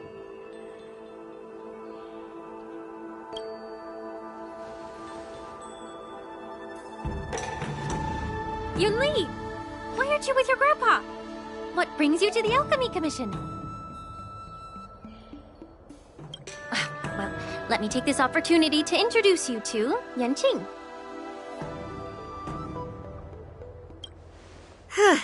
What a small world.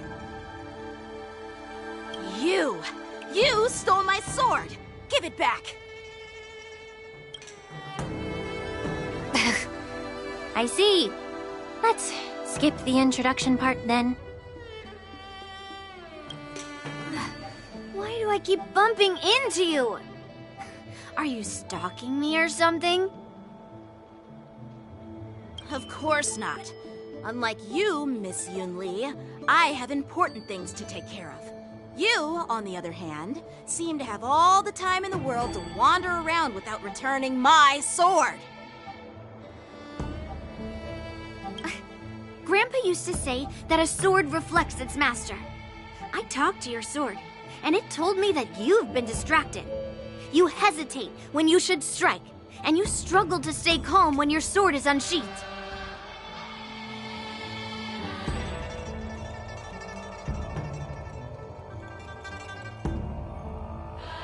Now that I see you again, I realize your sword was right. It wasn't me who took your sword. It was you who lost focus.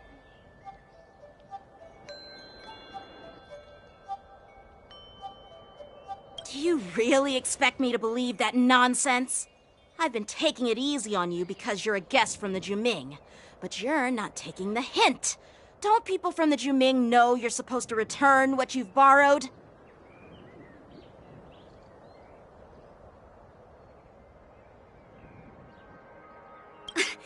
Just look at this flying sword.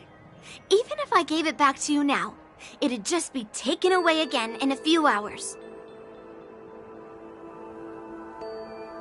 You know the Cloud Knight saying, a Cloud Knight must never let slip their weapon. Yes? Well, sure, I can give it back to you now, but on the battlefield, that's a whole different story. Poor flying sword. Fine! You don't have to give it back, because I'll take it back myself!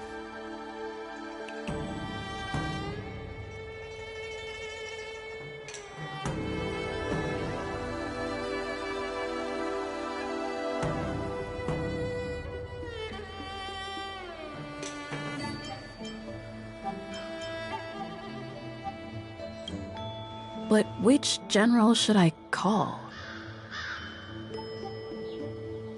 Between these two, who do you think is tougher? Don't get me wrong, I'm just curious.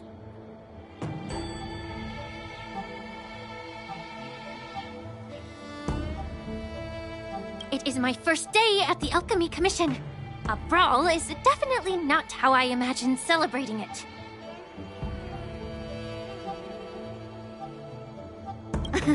Well, since you don't approve, I won't draw my sword here. I didn't mean it in that way. Since you've already drawn your swords, you'd be disappointed if you didn't get to test one another, right?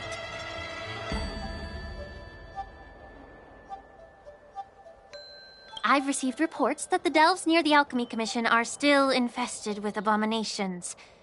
Seems like my predecessors left quite a mess. So, if you two want to determine who's better, why not focus on them instead of each other?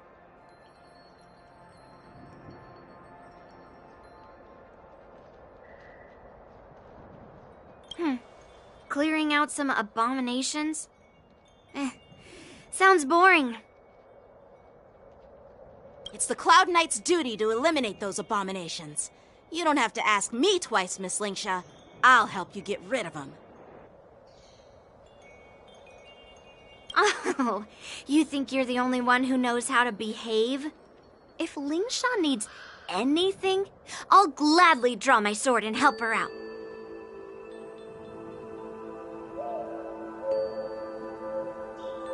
It's so heartwarming to see both of you being so sweet and caring. So then, shall we get going?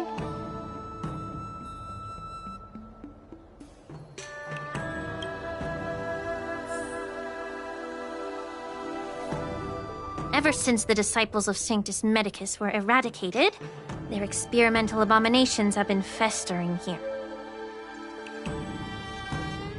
If you want a contest, I'll be the referee. The one who kills the most abominations within an hour wins.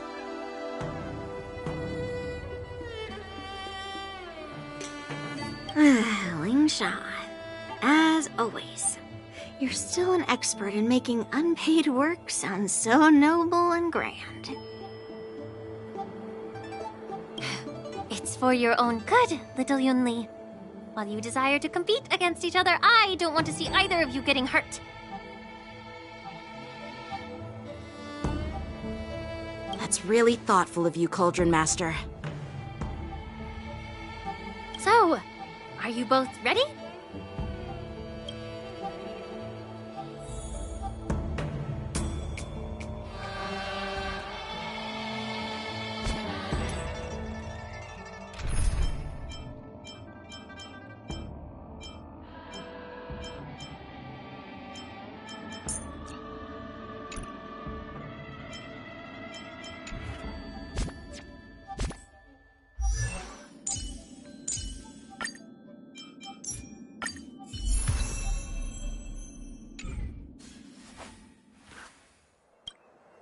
Ugh. Looks like my predecessors left quite a mess. Let me say it again. The one who kills the most abominations within an hour wins. Be careful when you draw your swords, and make sure you don't hurt each other. Can we start now, Lingsha?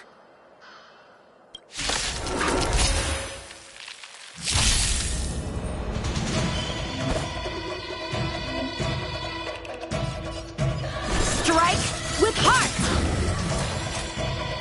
Executing attack! Like fire, I will fight for my son. Until everything burns to ashes! Live to fight!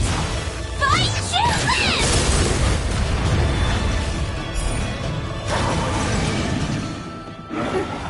I didn't expect someone who can't even hold on to a sword to actually have some skill.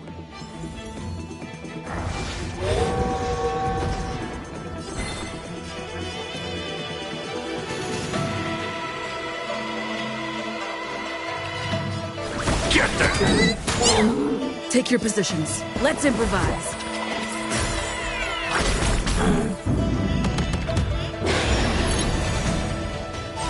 This is more than a battle. I shall set the seas ablaze! A one-time enemy. Blade in flight!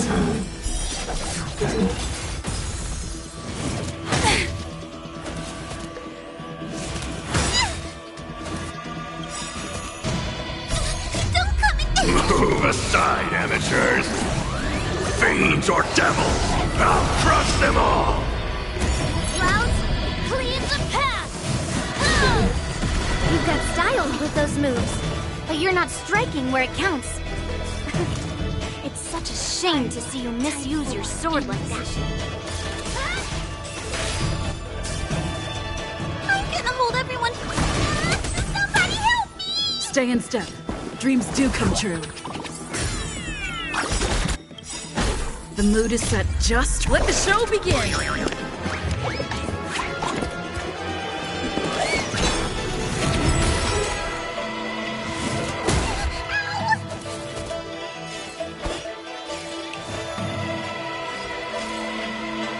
Strike with heart!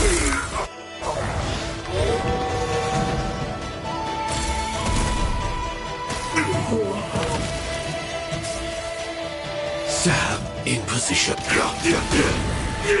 So, how many of my moves? Practice is over. Swords descend!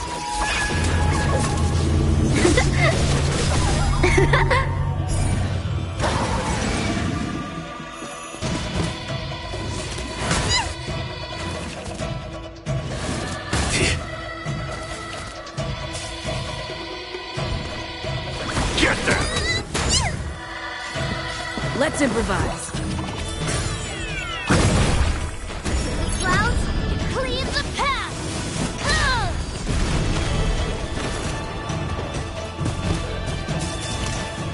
Joining the battle. Blade in flight!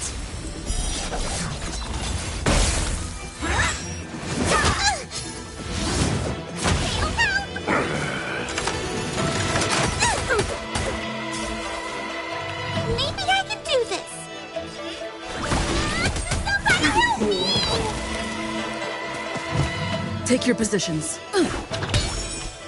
Time for some sword play! Strike with heart! Prime, detonate! Like Firefly, I will fight for myself until everything burns to ashes! Live to fight! Fight to live!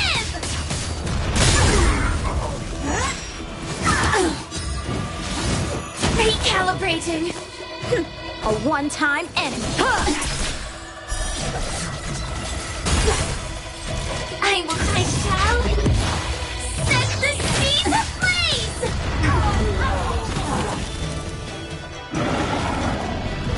Clouds, cleave the path!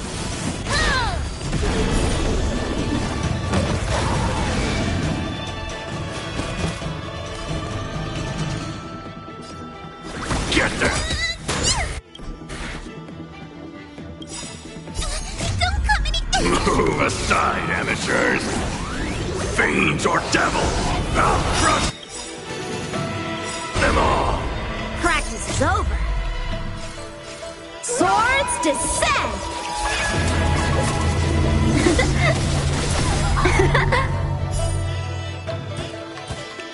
The mood is set just. Let the show begin!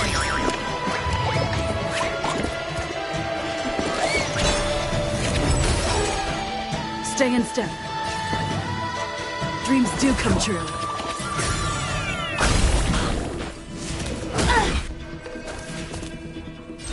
I will live to fight! Fight to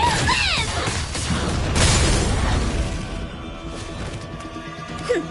A one-time enemy.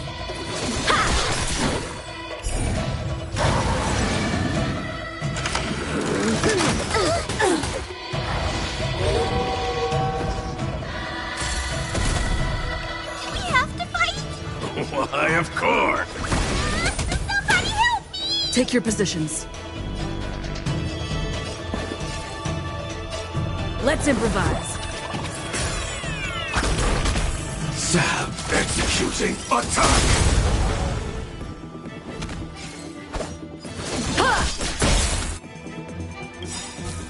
Like Firefly, I will fight for myself until everything burns to ashes!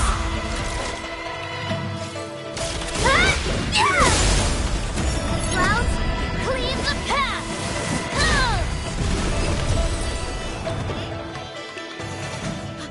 I win, Miss Yunli!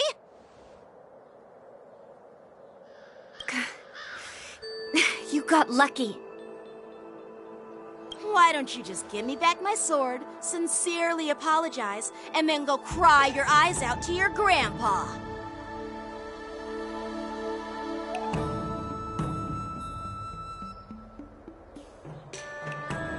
Consider yourself lucky that I'm not interested in your rusty sword, as I don't have the nasty habit of snatching other people's weapons.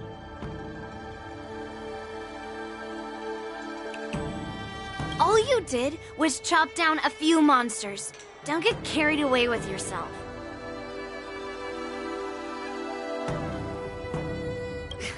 If you think you can just take this sword from my hand, go ahead and try.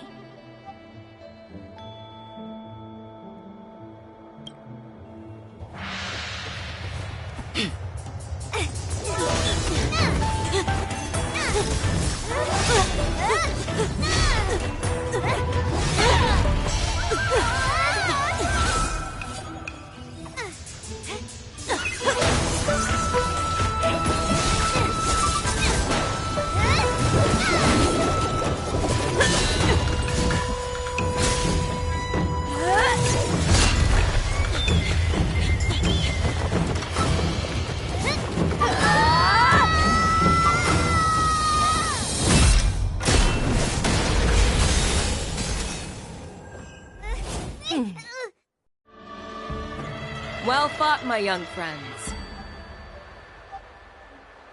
However, both of you have shortcomings.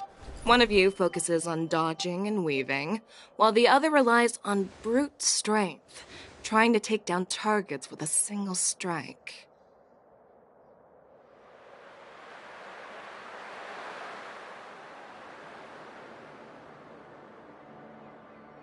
Who are you? Me? I'm just a patient seeking medicine from the Alchemy Commission. A passerby, if you will.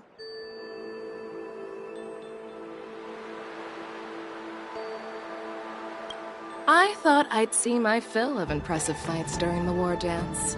Yet here I am, able to witness a remarkable fight at the Alchemy Commission, of all places. Well, the Lawfu is never short of surprises.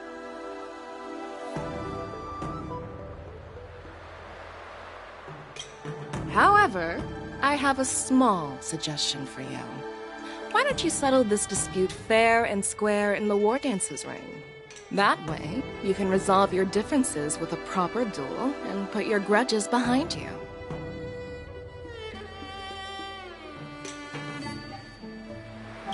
Grudges? No, not at all. Yunli and we were just sparring.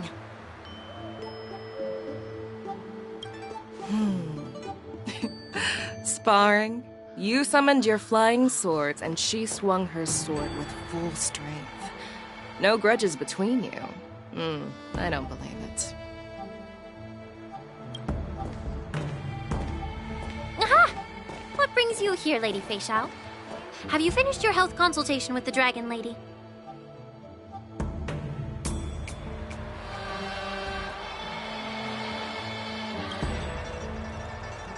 Fei Xiao? Grandpa always talks about you. Could it be that you are... The Merlin's Claw of the Xianzhou Yaoqing? Looks like I'm quite famous on the Xianzhou Lawfu, too. Of course. Everyone has heard of the great general. Known to all, and unbeknown to none.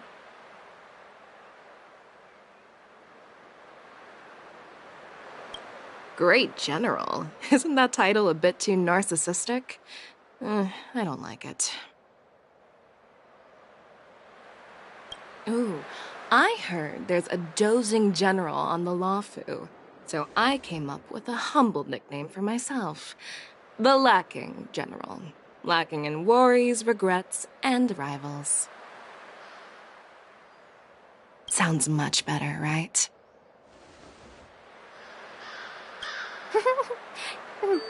Yeah, that's a befitting title that sounds both humble and impressive. Now that the sparring session is over, Yanqing and Yunli, shouldn't you politely thank General Fei Xiao for her guidance and bury the hatchet?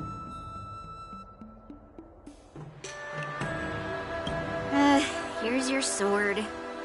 Keep it safe. Or it might get taken away again. By the way, we haven't settled the score yet. I'll defeat you fair and square next time we fight.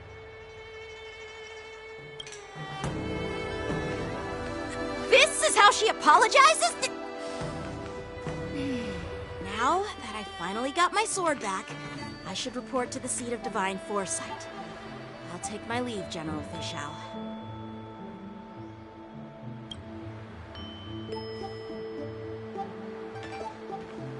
Oh, by the way, Miss Linksha, if you've got some free time, I'd like to invite you to the seat of divine foresight for a chat with General Jingyuan. I think there's more to those personal grudges you mentioned earlier.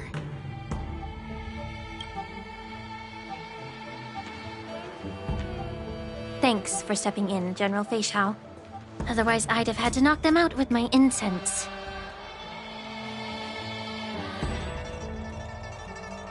Not at all. Just doing what you asked. How about we call it even as payment for the healer lady's consultation?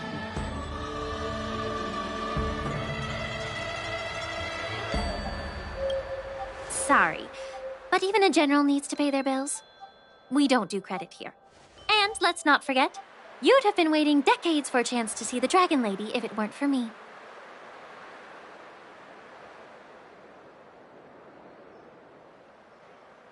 Well, you can always send the bill to the seat of divine foresight and say it's for mentoring those kids. After all, it was quite the effort splitting them up. I nearly had to get tough. Now, if you'll excuse me, I need to find a spot and get some fresh air.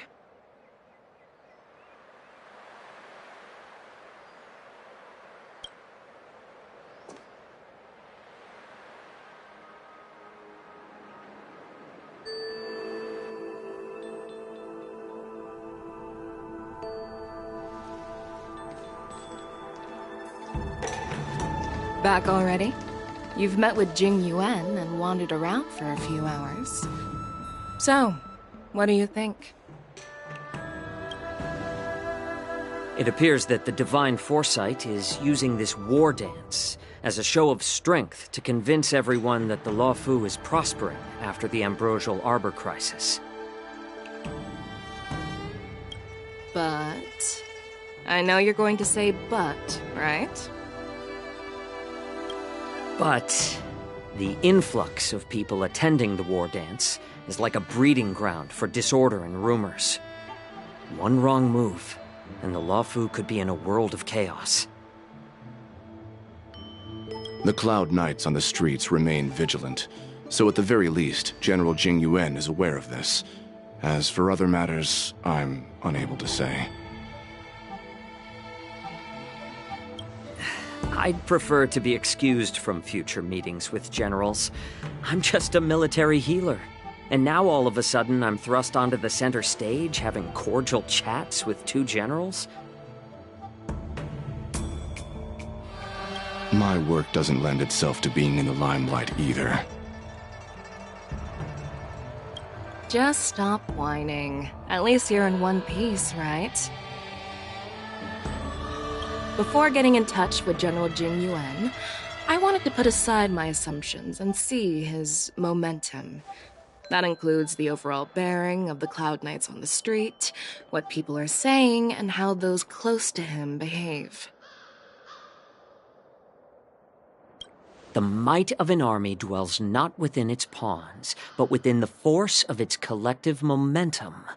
Recognizing this fact reveals the true measure of power. Thanks for enlightening me, General. A perfectly clear statement turned confusing thanks to your translation. You've made me lose where I was now. Anyway, this is how I operate in battle, so you might as well get used to it. Are you treating General Jing Yuan as your enemy? The longest-serving general of the Spizendeuell Luofu. Do you think he'd have only a few enemies? By the way, General, you met the healer lady, yes? Could you show me the medicine she prescribed you? Well, the healer lady couldn't do anything about my condition. She just told me to enjoy some tasty food.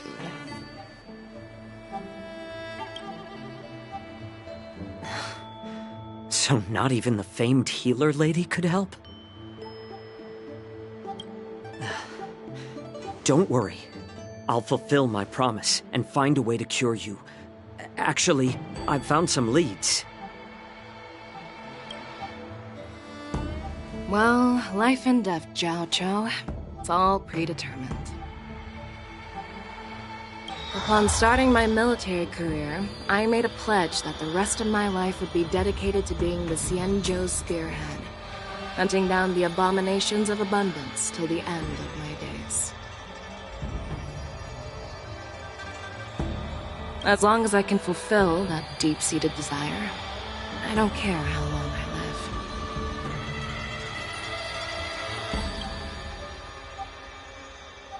You asked if I view General Jing Yuan as my enemy. No. My real enemy has always been myself.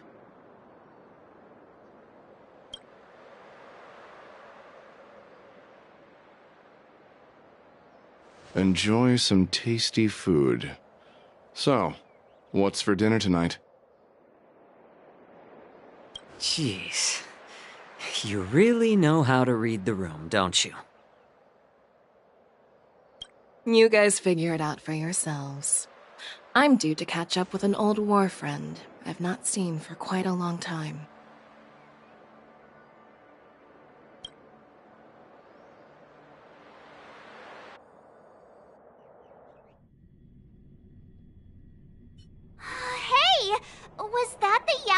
general who just dropped in out of nowhere? Oh, she's so awesome. I mean, when Yoon Lee swung that massive sword, she just casually blocked her attack with ease. Mine too.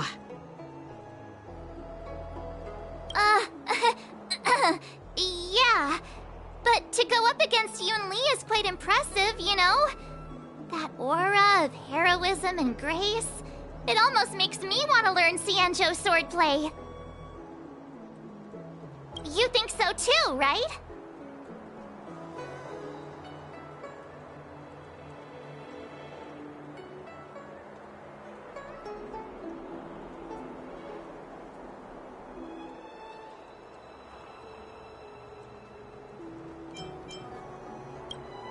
I agree. General Fei Xiao is indeed impressive. I was talking about Yanqing, actually. Thanks for the kind words, Miss March. The war dance is coming up, and I've been chosen to represent the Cloud Knights in the ceremony.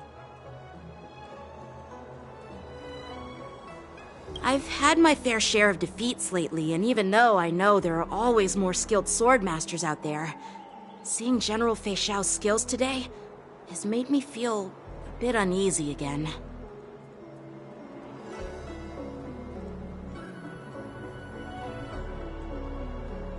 Don't underestimate yourself. After all, generals won't fight in the ring during the war dance. Just remember the state of mind you had when you single-handedly took on me and Blade, putting life and death aside.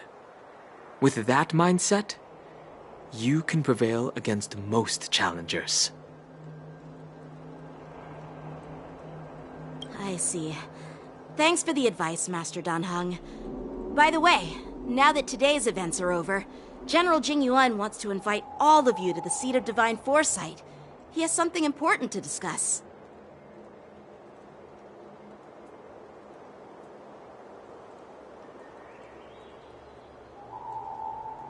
I bet it's about how to deal with the generals from the Yaoqing and the Juming. I really don't want to get caught up in grown-up games so soon. I just hope Generals Fei Xiao and Huaiyan can see the truth. We don't need any more chaos on the Luofu before the war dance.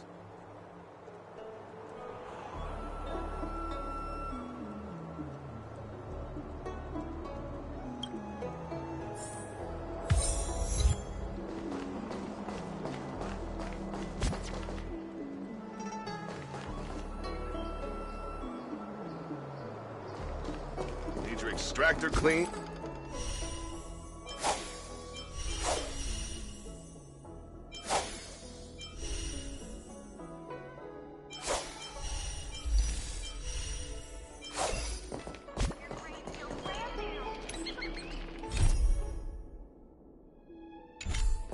I don't believe in ghosts.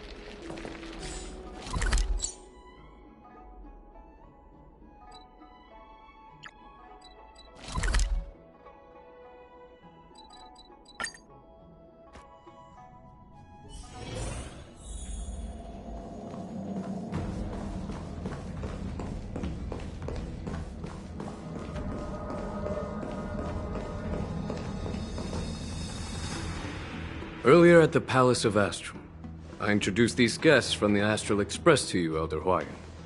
But with all the people around, we only exchanged pleasantries.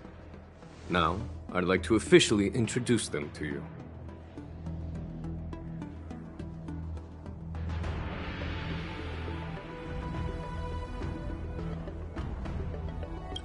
These three braved great dangers, accompanying me to perilous places, defeating the chief culprit Vantilia, and uncovering the conspiracies of the disciples of Sanctus Medicus.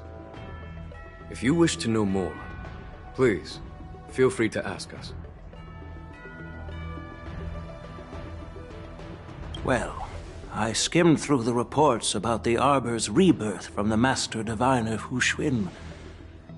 She's been summoned to the Yu Chui for questioning. There are a lot of doubts within the Alliance about this whole situation. But despite all that, I believe in you. Since you joined the ranks, you have repeatedly achieved remarkable feats. After the High Cloud Quintet each went their separate ways, despite the many criticisms within the Alliance, the Marshal still stood firm against the dissenting voices and entrusted the Lawfu to you. Over the years, you've served the Alliance with loyalty and wisdom.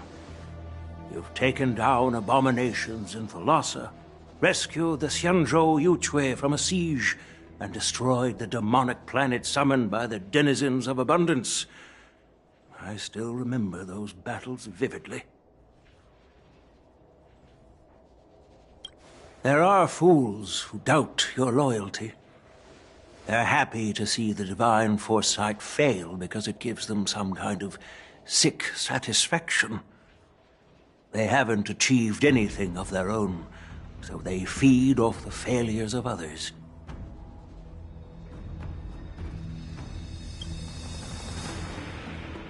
But I've seen enough failures in my time, and I want to believe that your loyalty has never wavered.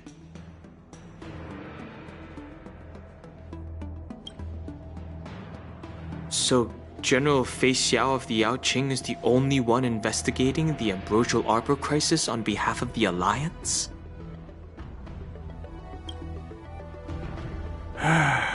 No. I am too. This old man's words always catch me off guard. The Marshal ordered me to come to the Xianzhou Lawfu, but the document only says, attend the war dance and listen to Fei Xiao's questioning.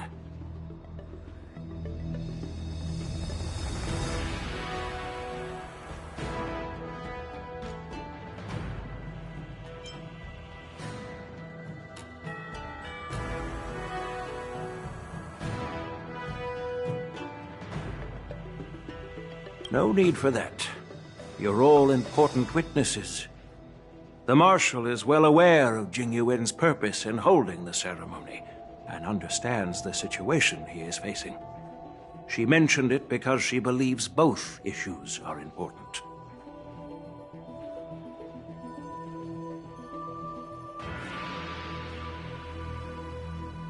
Thanks for your kindness and sincerity, Elder Huayan.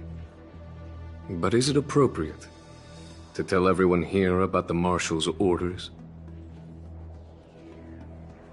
By introducing the Express's witnesses to me alone, aren't you aiming to discern the intentions behind both my actions and Fei Xiao's, and whether there's any discord between us? Well, since I'm being open and honest with you, I encourage you young folk to do the same. As for the Ambrosial Arbor crisis, all I need to do is listen. General Fei Xiao will be the one asking the questions. To be honest, I'm more concerned about the timely start of the war dance. Oh, by the way, I've prepared a gift for the war dance.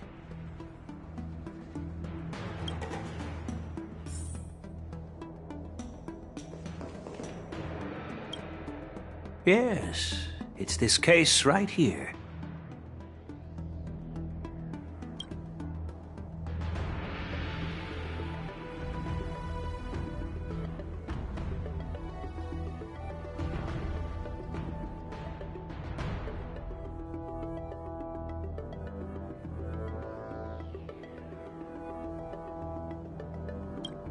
There will be numerous contests and celebrations during the war dance, and the main event will be the Ringmaster's Challenge. The host will dispatch a skilled warrior to take on challengers from all over the cosmos, showcasing the excellent martial arts of the Xianzhou Lawfu. When you mentioned that the Astral Express would be attending the ceremony, I thought the High Elder of the Lawfu would be the Ringmaster.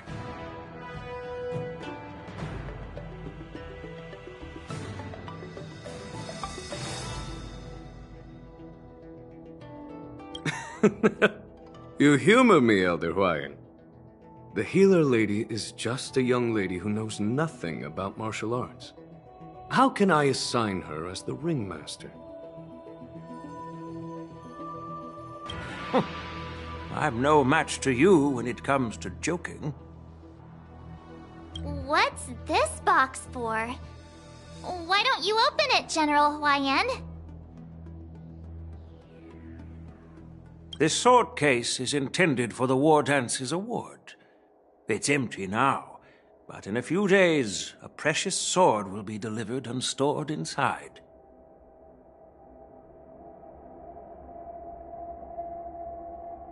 I don't mean to boast about our skills, but this sword represents the pinnacle of the Zhuming's craftsmanship.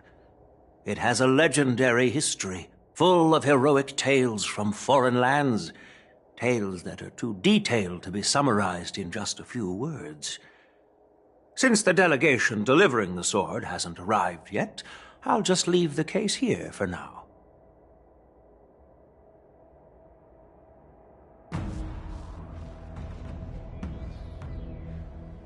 I've been wondering who would be worthy of such a sword.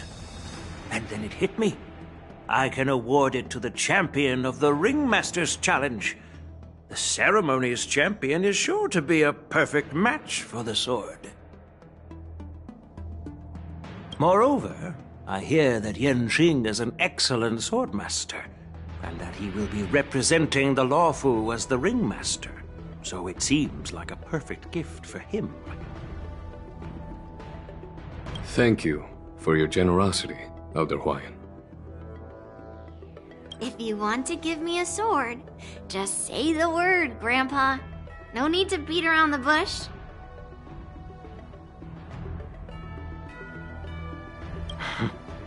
You've got confidence, my girl, but I don't think you can best Yanqing.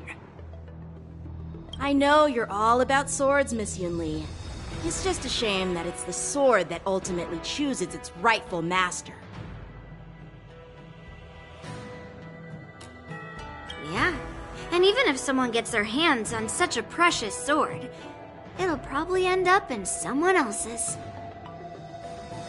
The outcome of our duel at the Alchemy Commission is still up in the air. Since you're interested, why don't you represent the Xianzhou Juming and challenge me in the ring?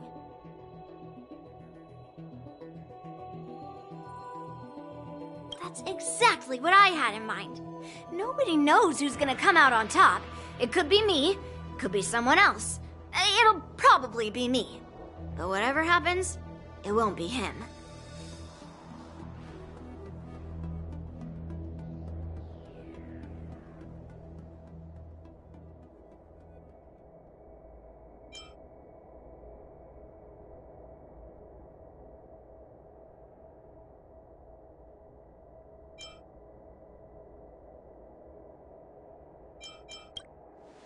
Not to be rude or anything, we've been watching their drama.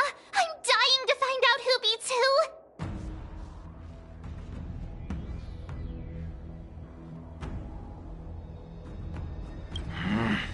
Quiet down. We have other guests here. I've prepared this sword to add some excitement to the ceremony, not to have you two squabble. It's not a good look for the Alliance. While you both seem confident that you'll win, you need to remember there can only be one winner and one loser in the ring, which could lead to hard feelings. Actually, I have an idea.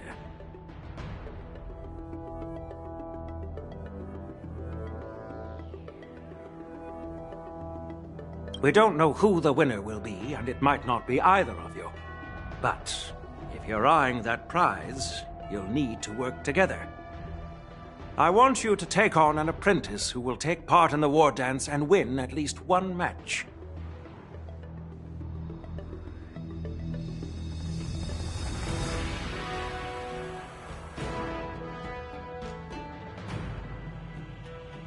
How does that make sense? In my humble opinion, while a Cloud Knight is commendable by securing victories, It's even more so to pass on your skills and spread the way of swordplay.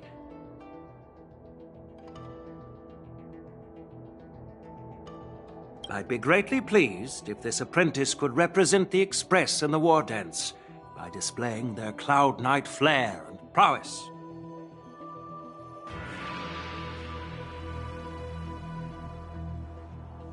Well, Elder Huayan's idea is quite interesting. Imparting swordplay skills requires teamwork, and both the winner and the loser will learn a valuable lesson regardless of the outcome. The question is, whom should the two of them take as an apprentice?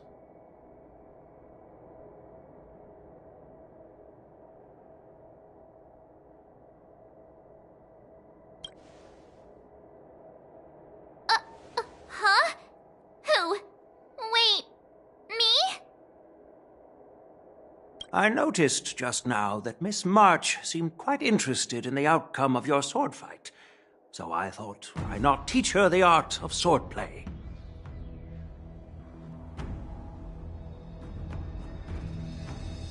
Oh, wait! Are you serious, General? Why am I being dragged into this all of a sudden? I've never practiced swordplay before. I'm a total newbie. You really think I can learn it? Well, you'll probably realize I have no hope and give up on me. And that'd be so embarrassing.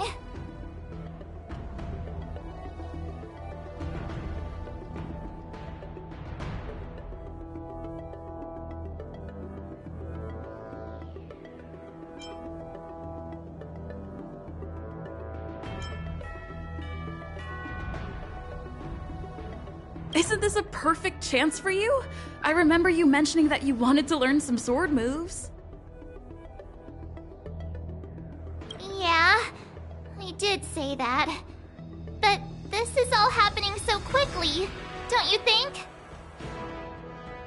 Miss March is like a piece of jade in the rough, just waiting to be shaped. The war dance is the perfect opportunity to see what heights she can reach.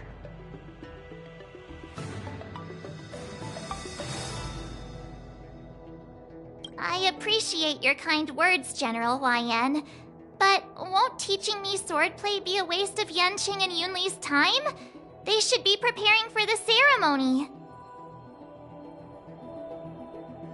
Plus, I heard that each swordmaster has their own special moves. What if they let something slip while teaching me? If everyone knows each other's tactics, won't that make it hard to catch people off guard during the war dance?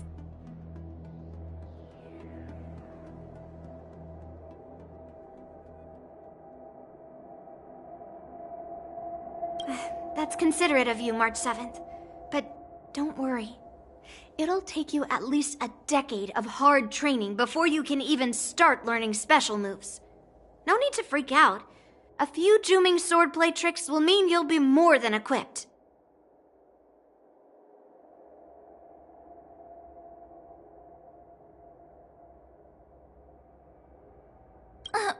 Really?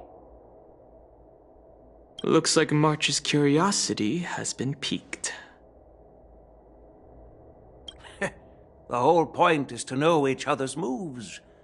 Defeating your opponent in just one move? How boring would that be? Plus, what really decides a swordsman's fate isn't some special move. It's the solid fundamentals.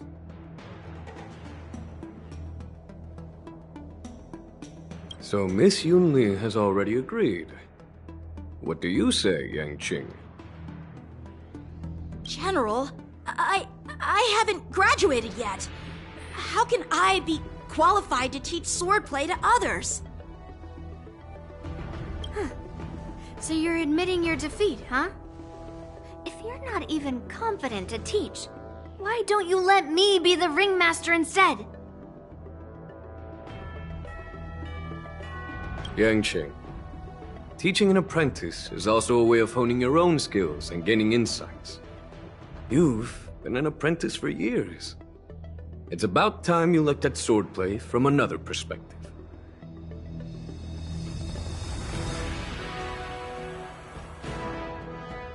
I I see, General. Then count me in. Now that Yang Qing has agreed too, it all comes down to Miss March giving her nod. It's up to you to make the final decision, March.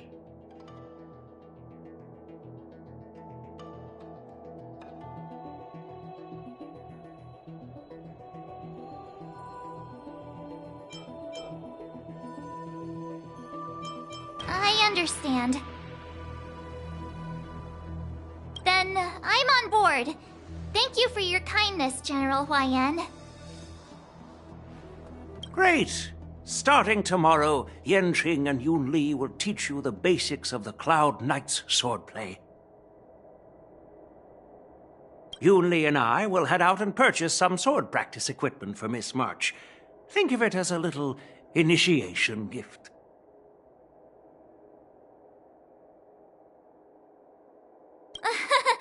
You're too kind. Wait, you're giving me a gift? Shouldn't it be the other way around?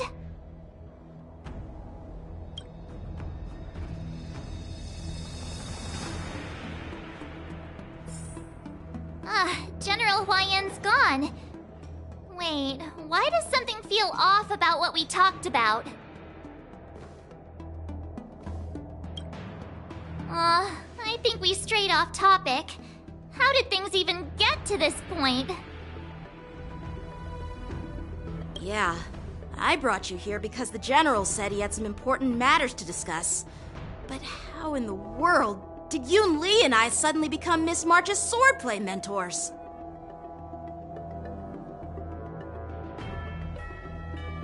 Because General Huayan wants us to stick around on the Luofu for some time.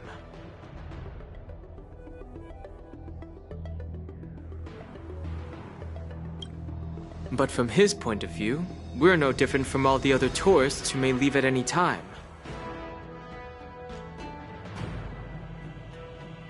Since the crew's actions were mentioned in the Luofu's operations log were given to the Alliance, he probably wants to see firsthand if we're as capable as the report claims, or if we're just some made-up excuse to save face.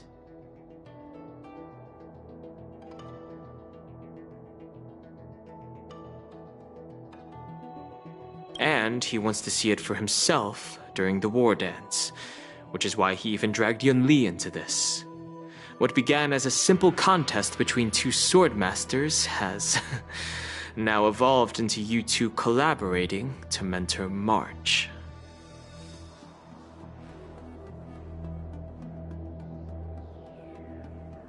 Elder Huayan is still that tricky general who likes to give everyone a headache.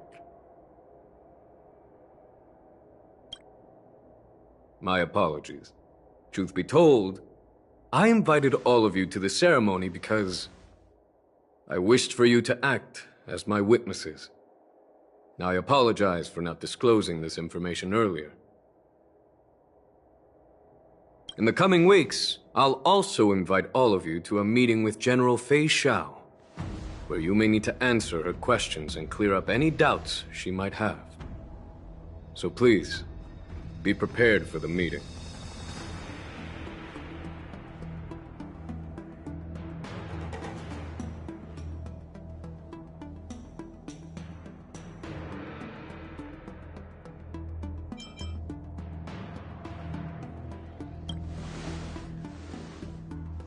Don't worry, General.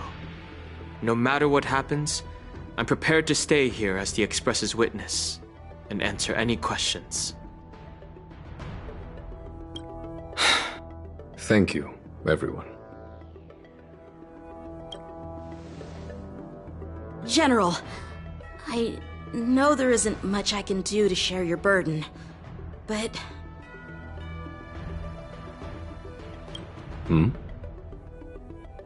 As the Luofu ringmaster, I won't let anyone defeat me in the war dance.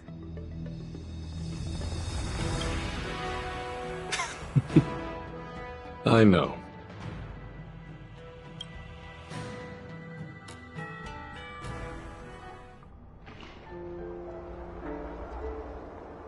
The illustrious Merlin's claw waiting for me? And for so long, too? It's quite an honor. It's been a while, General Fei Shao. It's been 30 years since we last saw each other. Right, Yukong? Yes. Back then, you were the vanguard of the Yao Qing's Verdant Knights, and I was a pilot of the Luo Fu's Rainbow Orbit Fleet. Who would have thought that upon meeting again, you'd be a general, and I'd have given up flying? Really does feel like a lifetime ago.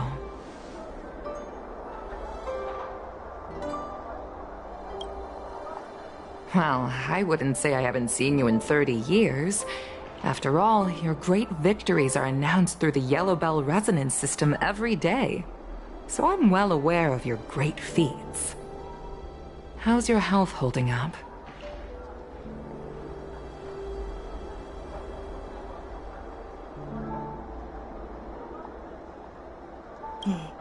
Still stable, I suppose.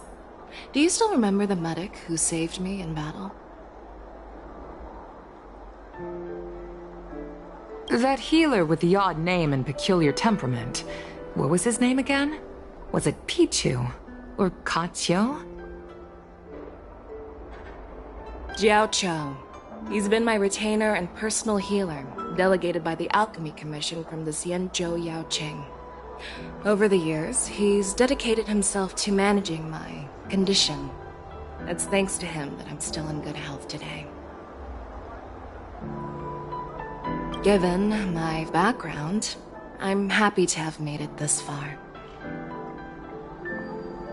I'm relieved to know that you're safe and sound. Well then, since you and Elder Huayan are here, I imagine you must have received orders from the Marshal? As your friend, may I ask how the Alliance intends to punish the General of the Luo Fu? The Arbor's rebirth has frightened the elders who lurk behind the scenes. They fear the resurgence of abominations, much like what happened 30 years ago. Although the report from the Luo Fu explained all the details, we don't know if the Ruin Legion really invaded, or how exactly the Stellaron Hunters and the Astral Express became involved. This puzzle has many missing pieces.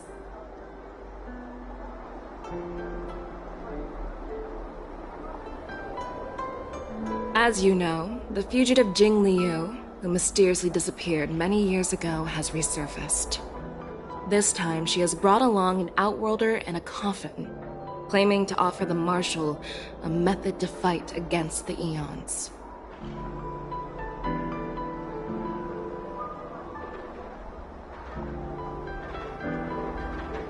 The Luo Fu Preceptor has also leveled accusations against Jing Yuan for neglecting the Alliance's principles. She asserts that Jing Yuan enabled the exiled Imbibitor Lunae to re-enter the Luo Fu, thereby unlocking the lunarescent depths within Scale Gorge Waterscape, which in turn disrupted the Vidyadhara's dutiful watch over the Ambrosial Arbor. It is for these reasons that I have come here to the Luo Fu today. Well, duty calls. Perhaps I shouldn't have mentioned all of this to an uninvolved person, but since we once fought together, I didn't want to keep you in the dark. Perhaps pretending you didn't hear any of this would be for the best.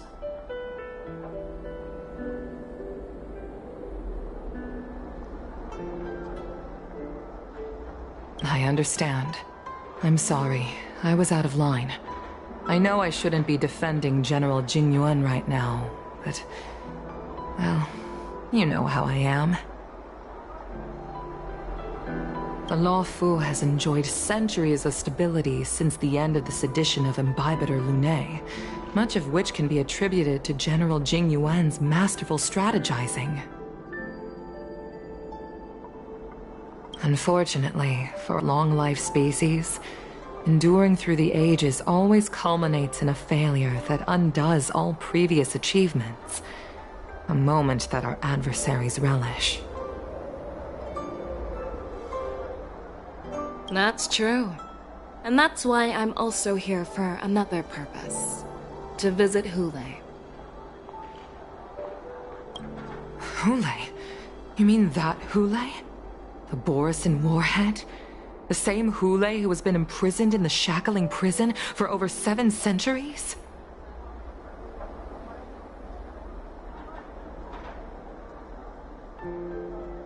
The nemesis of the Foxians who will never be forgiven and shall be imprisoned until the end of the cosmos. I can't quite remember the exact wording, but yes, the very same Hule.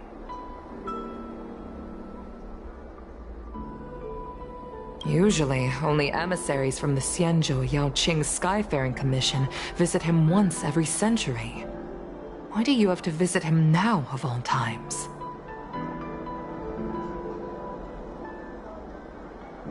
The Foxians and the Alliance made a pact to combat the abominations, aiming to achieve justice and free their kin. That werewolf monster is to be forever imprisoned in the dark recesses of the shackling prison, facing unending retribution.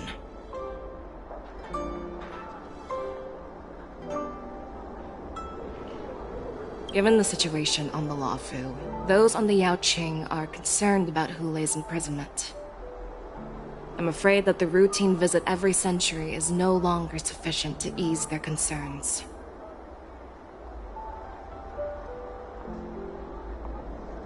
That's why I was sent here, to reassure them. It's all bad news. Well, not everything. There might be a silver lining. Oh, by the way, I found some clues about the thing you asked for. Tell me more. The Verdant Knights followed the route you mentioned and discovered the wreckage of the Whistling Flame ship. Unfortunately, there were no survivors and no cargo.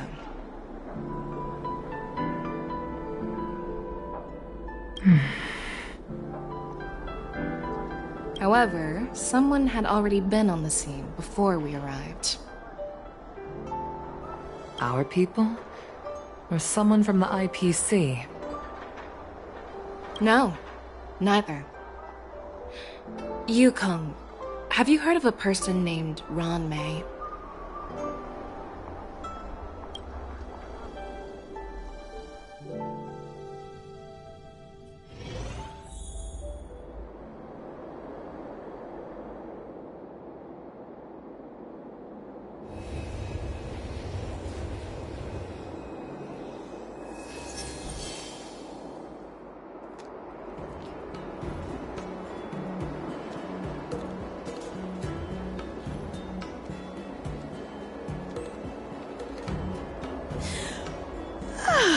I'm still feeling sleepy. Did I oversleep? Where did March and Don Hung go?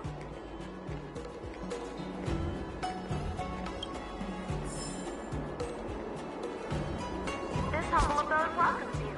While it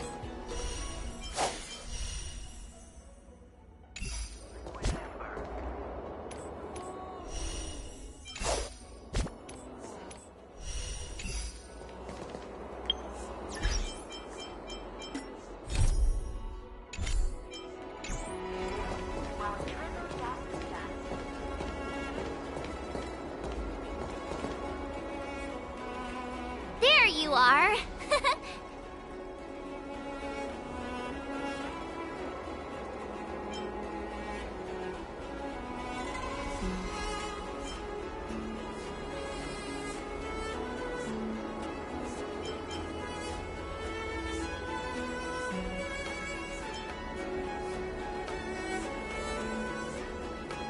Well, it was a promise to General Huayan, after all. I woke up especially early, so I can start teaching Miss March swordplay.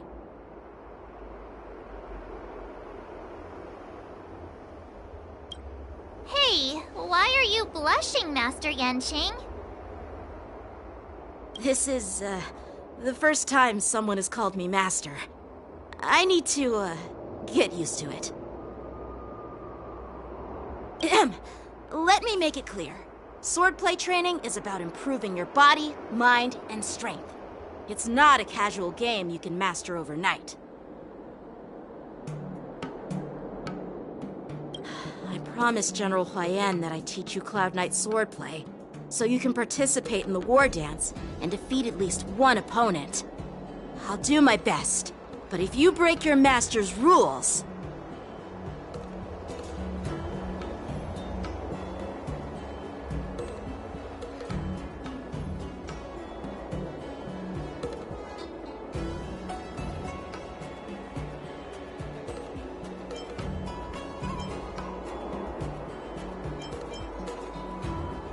Is it too late for regrets? I'm already regretting my impulsive decision.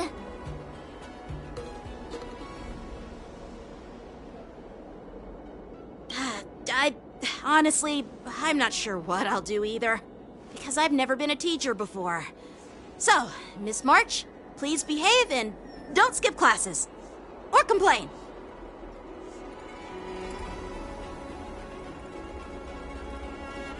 You need to toughen up and train her properly, Master Yanqing.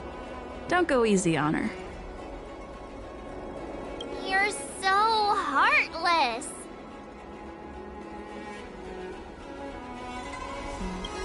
By the way, where's Yunli?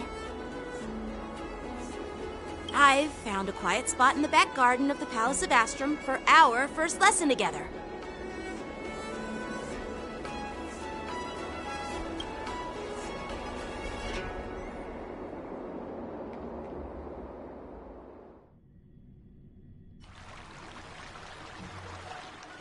Seriously? It's the first day, and you two are already late? Why is everyone on the Luofu so laid back? So disappointing. Master Yunli, you're already here.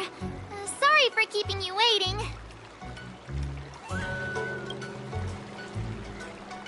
Oh, wait! Were you trying to teach her in secret? That's sneaky!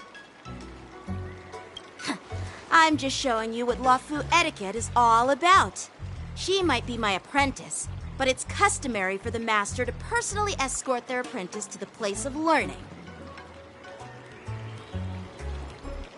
As the host, I'll be teaching Miss March the essence of Luofu swordplay, after which she'll emerge victorious in the war dance ring.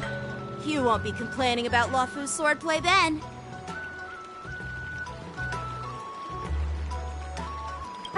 Stand aside, rookie. Let me show you how we Zhuming swordmasters treat their apprentices. Quickly, over here, Miss March. This is a reverse mentorship gift from me to you. I hope you put it to good use.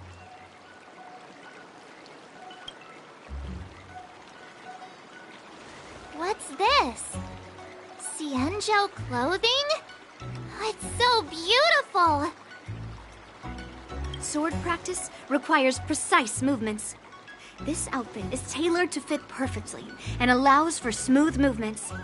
I even added some small accessories. I put a lot of thought into it.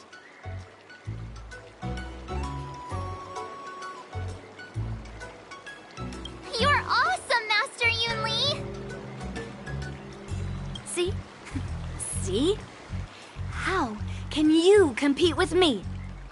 I'll teach March 7th the essence of Zhuming swordplay so she can win the contest with my sword skills.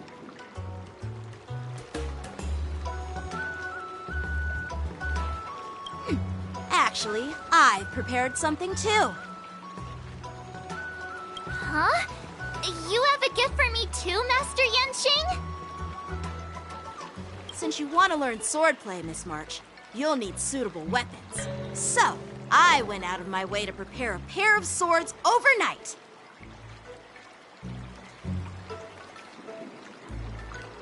Unfortunately, I didn't have time to ask the craftsman to customize the swords for you. But I did my best to choose ones that look nice and are suitable for a beginner. I hope you like them, Miss March.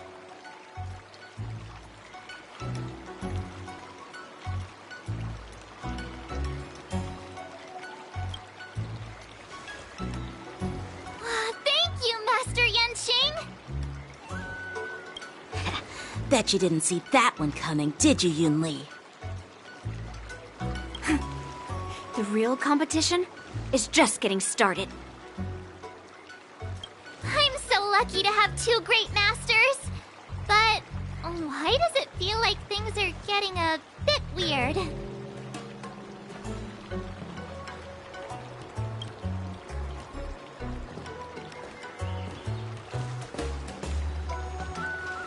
So what do you think, masters? Does this outfit suit me? Perfect. I chose it carefully. It's perfect for beautiful young swordswomen like you and me.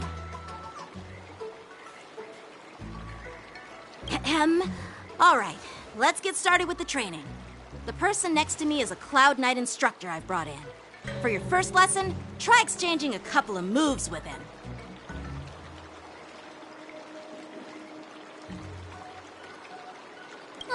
Wait. We're having actual combat training for the first lesson? Isn't that a bit too intense? Well, I heard you have some experience with archery and martial arts. The first thing we're going to do is see just how strong your fundamentals are.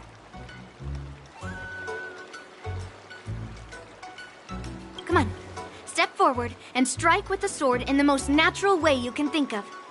It's important for us to grasp your natural movements so we can decide where to start and what you need to learn.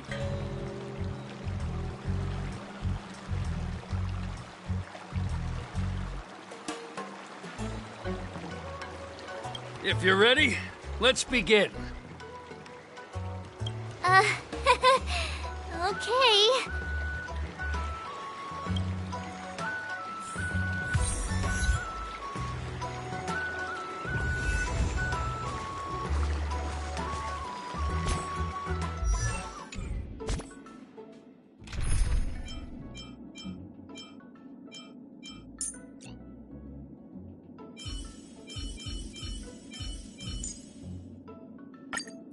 Like always, Don Hung? Let's make this quick.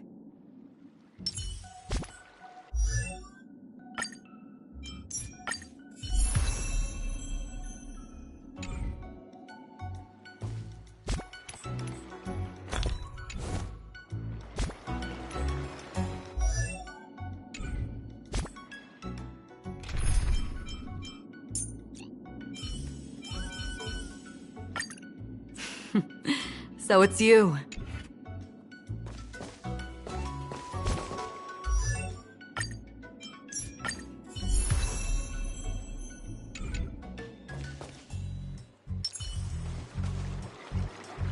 Well, come on. Step forward and strike with the sword in the most natural way you can think of. It's important for us to grasp your natural movements so we can decide where to start and what you need to learn.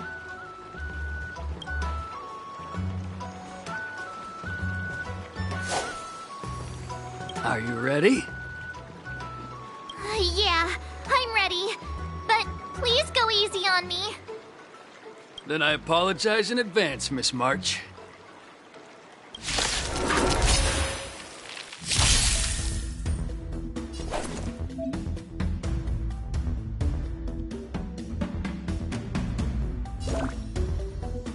Please have some tea, masters. Pay close attention, Miss March.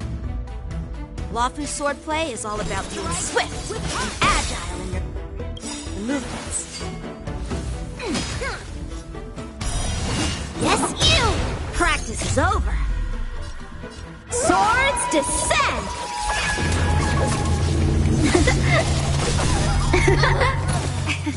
Ignore him. Strength is everything. Like this? Well done!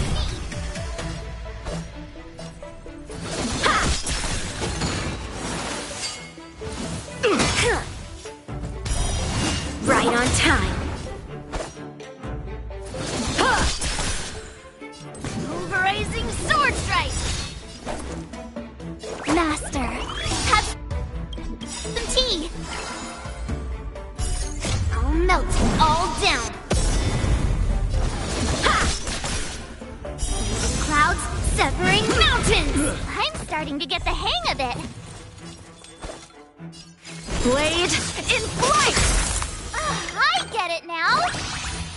This'll make for good practice. With a true heart and focused mind, here I come! What I can really do. Azure Dragon, White Tiger, eating less carbs. Watch this! Strike while the iron is hot. Are you mumbling about? Isn't this a sword technique? Shouldn't I be saying something cool?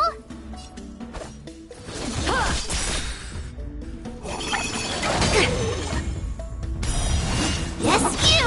I could take 10 of you!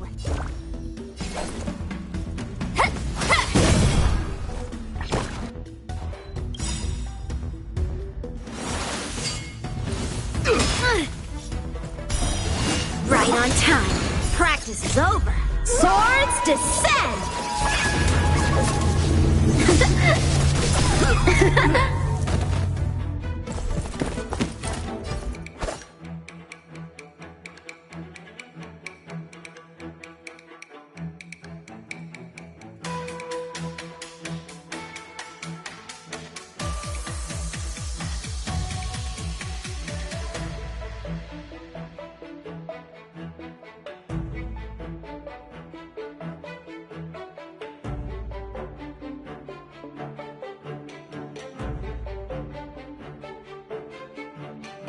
The sword is like water. It cannot remain still.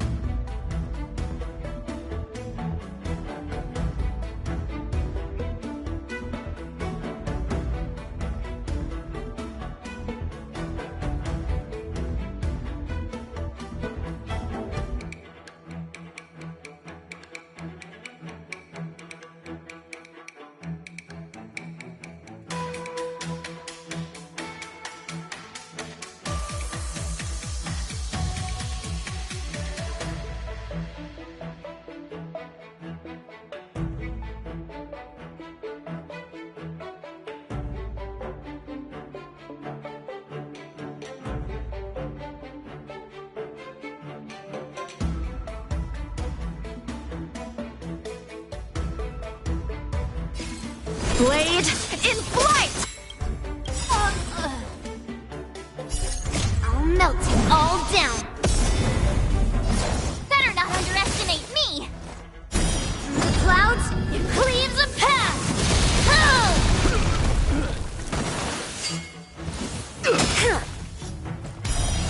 Right on time.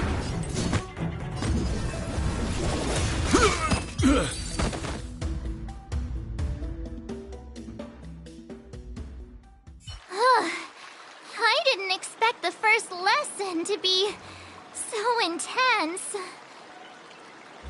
Miss March has quick hands and a flexible body. She's a perfect fit for practicing Luofu swordplay. However, she lacks strength, and her strikes were a bit unfocused. But don't worry, that's totally normal for beginners. Once she starts practicing Juming swordplay, she'll make heaps of progress.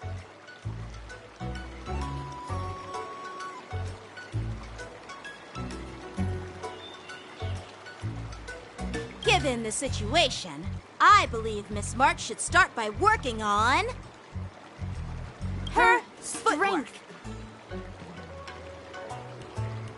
Seriously, do you actually know anything about swordplay, or what? I could ask you the same thing. Dual swords require agility. So what's more important than footwork? Instead of focusing on her strengths, we should address her weaknesses. The drawback of wielding two swords is not generating enough force. What good is being quick on your feet if you don't have strength? It's not like we're dancing here.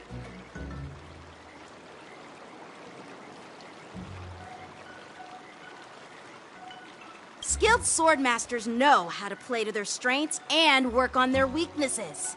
Start with what you're good at, then tackle your weaknesses. That's the right way to learn.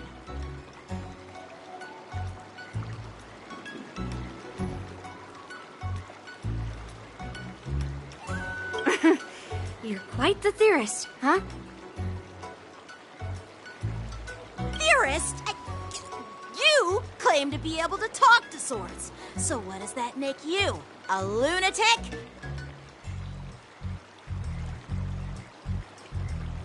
Hey, it's only my first lesson, and you're already arguing.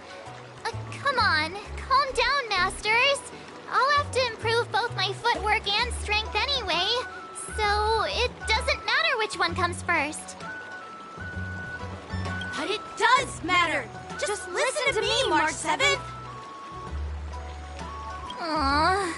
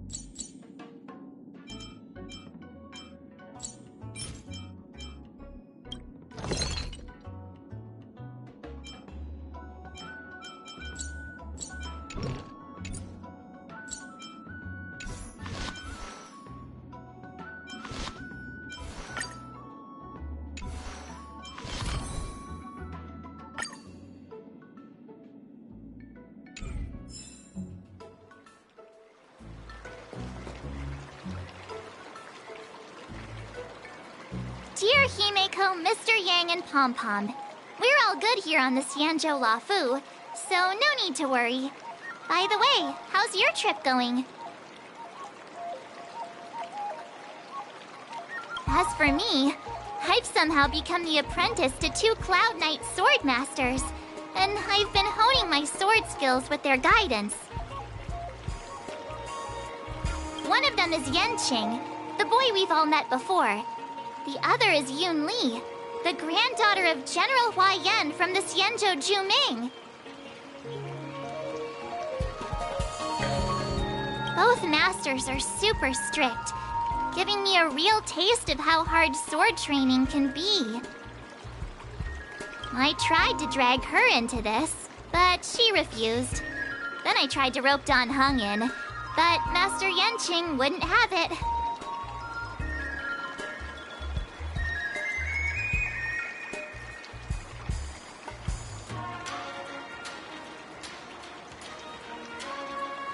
Still, I didn't let the difficulty get to me.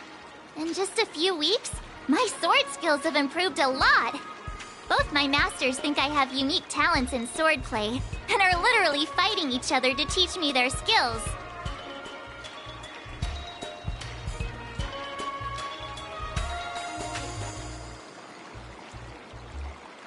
Thanks to their guidance, I've actually made some progress. When I get back to the Express, I'll definitely show off my skills and impress you all. Looking forward to your reply. Yours, March 7th.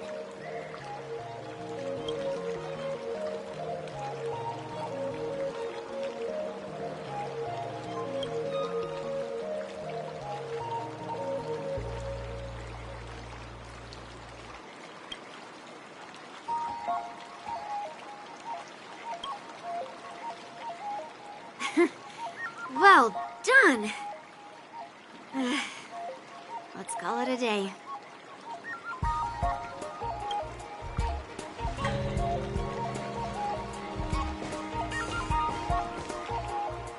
Miss March's sword skills are really coming along. She'll hold her own just fine in the war dance.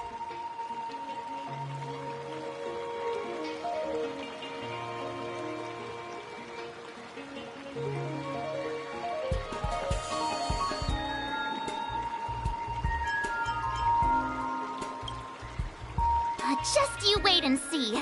I'll show off my skills in the ring and win a match. I'll make both of you proud.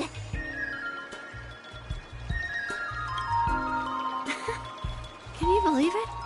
March 7th has actually become a pretty decent swordmaster in such a short time. Now I understand why Grandpa always had a grin on his face while training me. Are you sure he wasn't laughing at you? Oh, shut up! It's all thanks to your amazing guidance, Masters. Miss March, you're really getting the hang of wielding dual swords. If you're keen on advancing, trying out different Spizendeuell blades can improve your touch.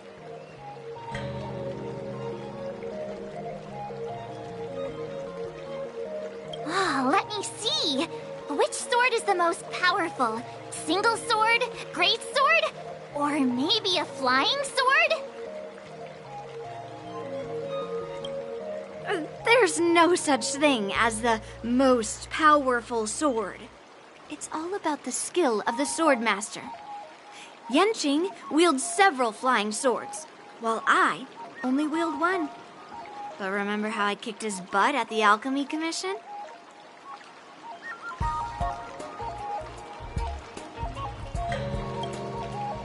First, you didn't kick my butt. Second, you'll never kick my butt. Third, how about we settle this right now and see who kicks whose butt?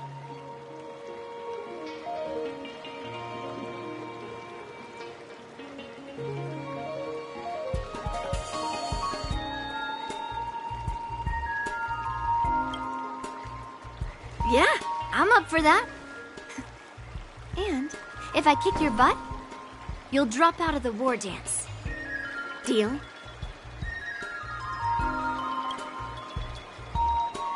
Why are you two arguing again? I thought things had been improving between you lately.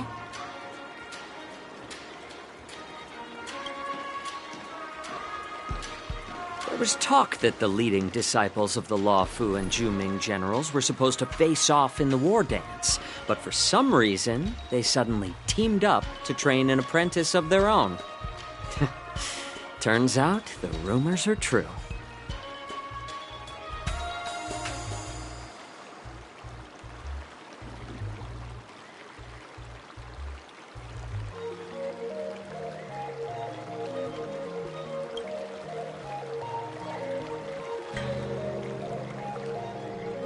Tomorrow is the big day of the war dance.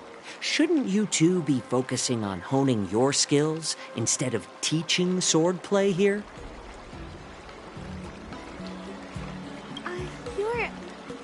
You're... Oh, that's right! You're the pink-haired fox from the Yaoqing!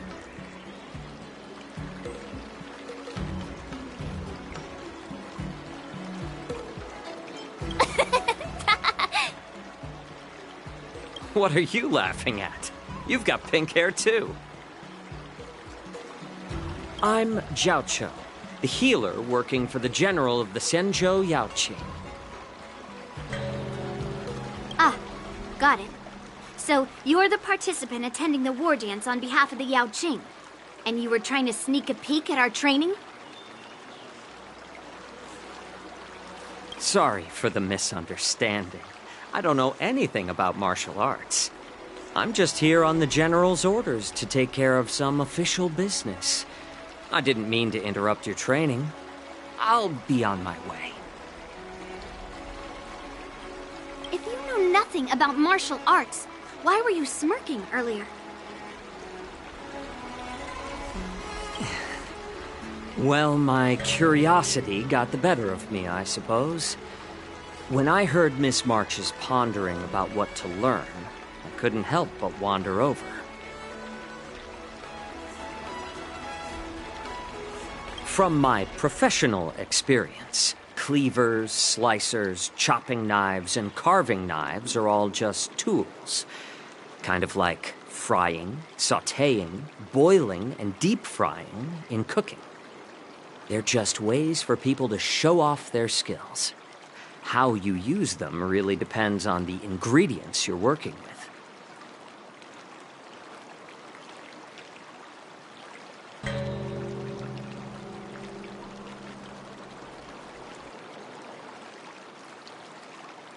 It's like your sword teaching methods. If you align your ingredient, in other words, your apprentice's natural tendencies, with the right cooking method, by which I mean the teaching method that best suits her, she'll make double the progress in half the time.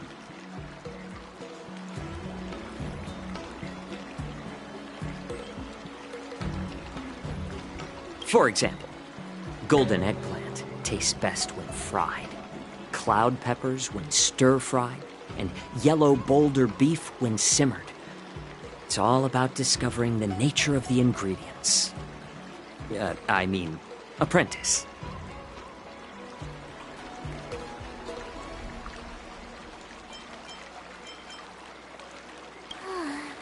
All this talk about food is making me hungry. Aren't you a healer? Why are you talking about food? Well, it's just a metaphor. The medicinal school I follow on the Xianzhou Yaoqing is called the Ranja School, that specializes in food therapy. So it's only natural that I know a thing or two about cooking.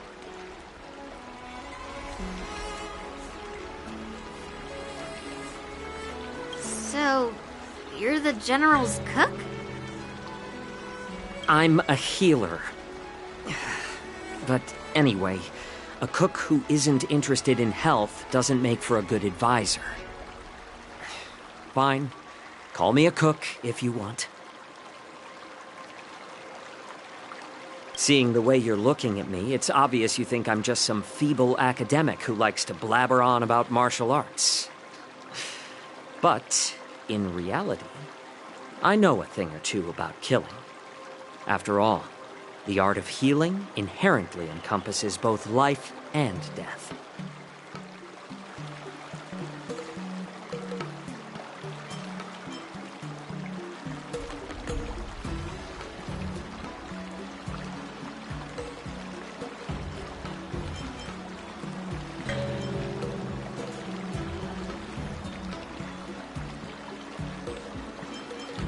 Seriously? Trying to save face in front of kids? Ugh. Do you recognize this bottle of medicine in my hand? No. This is called tumble dust, an extract from an exotic flower named Yabra. Ugh, is it poison? Well, it depends on how it's used. With just one drop, it's able to numb a patient's body during surgery, making them painless throughout the entire process. However, increase the dose or the potency, and it'll slow the metabolism, making the blood thin and resulting in the loss of all senses. Even long-life species cannot escape its effects.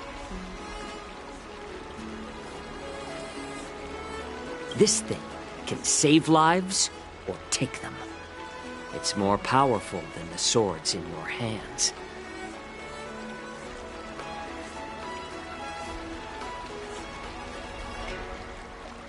That may be so, but still, I prefer settling things with a sword than, you know. Huh. Looks like I did get you all wrong. You're not a feeble scholar, but a sinister and despicable one. Hey, why the insults all of a sudden? I'm just sharing some medical knowledge here, not persuading you to poison anyone.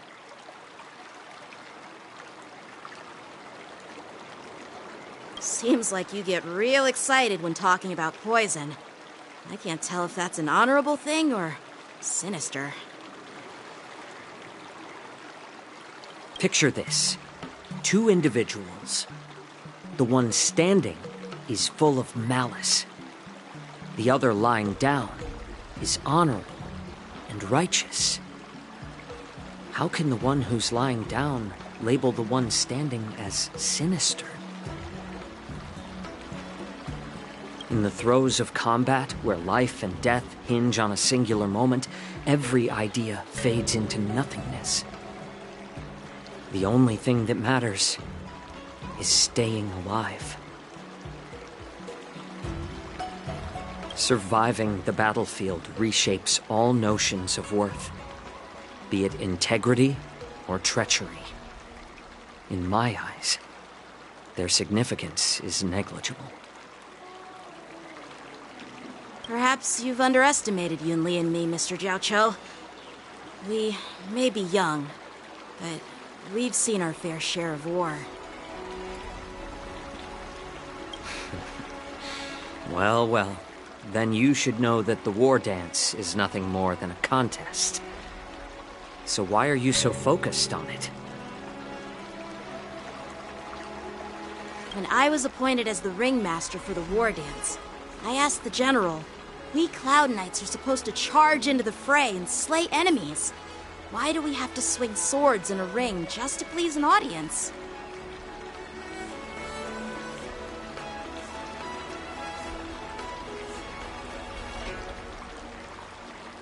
And this is how the general replied. To unsheath your sword in a ring is no different than on the battlefield, as your sword reveals the might of all Cloud Knights.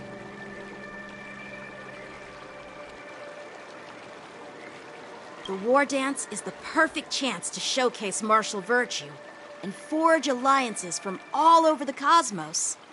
When we unsheath the sword without drawing blood, we not only display our might, but also the martial virtue of the Cloud Knights.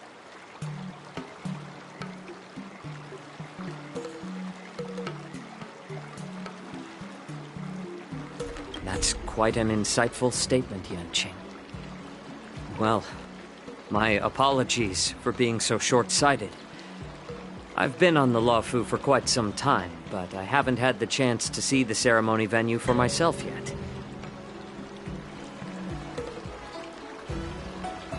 Hearing you speak so highly of it has piqued my curiosity.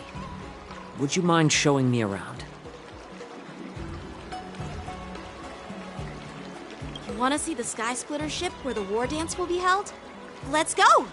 I bet Yunli and Miss March haven't seen it either, right? Well then, I'll give you all a tour.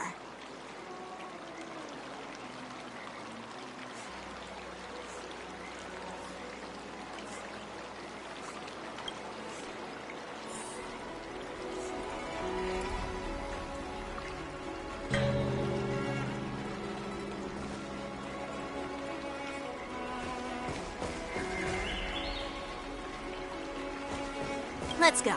I'll give you a tour of the Sky Splitter.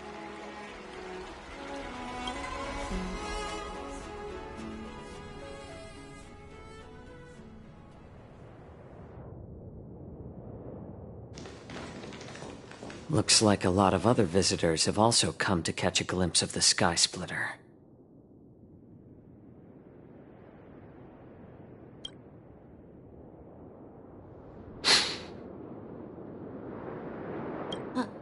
What's up, Mr. Jiaoqiu? No, it's nothing.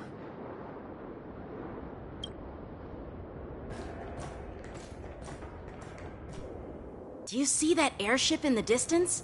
That's the Sky Splitter, the venue for the war dance ceremony. It doesn't look all that impressive from this distance. The Sky Splitter is actually a decommissioned Luofu military vessel. People aren't allowed on board until the war dance officially commences. Tomorrow, when the bell rings and the ceremonial cannons roar, I'll be there representing the Cloud Knights of the Xianzhou Luofu, standing in the ring, ready to take on challengers from all over the cosmos. Since I was a kid, I've been training in swordplay and the art of war under the general. Every day, I'd swing my sword 10,000 times, and then thrust it 10,000 times, repeating the process over and over. I understand that I'm not like other kids. I never envied the toys and freedom they all had. I never found sword practice boring or hard. Even in the thick of battle, facing down savage abominations, I never felt scared. Each day, I could feel myself getting stronger and stronger, and I racked up countless victories.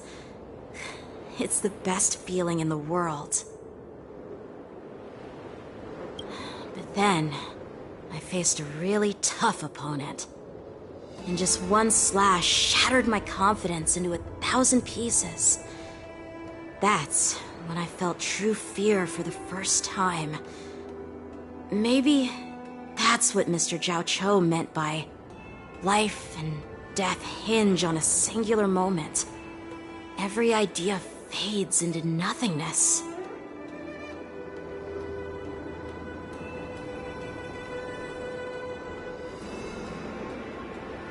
After that, I had to pick up the pieces and try to put myself back together. But no matter how hard I tried, I couldn't seem to find my old happy self again. I often ask myself, why do I wield my sword? If defeat is inevitable, why do I continue to fight? Is it to reclaim the joy of victory? To meet the general's expectations? Or to secure my honor among the Cloud Knights? While the general could teach me the art of swordplay, he couldn't teach me why I should keep on going. He said the reason must come from within myself. I've been struggling to find that reason. But after talking with you, Mr. Jiaoqiu, I think I already have that reason in mind. As a member of the Cloud Knights and the General's apprentice, I've had a weight on my shoulders. And I know there's still more to shoulder. But when I wield my sword, it feels like I'm letting go of everything. I love the feeling of giving it my all. Facing any obstacle in front of me. Pressing forward.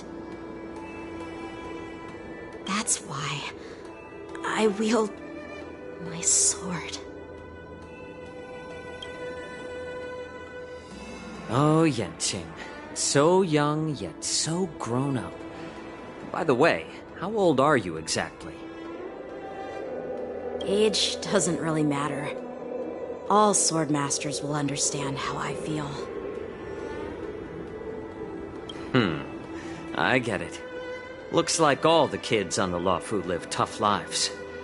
So, how about you, Miss Yunli? It's not polite to ask a girl her age, no matter which Xianzhou ship you're on.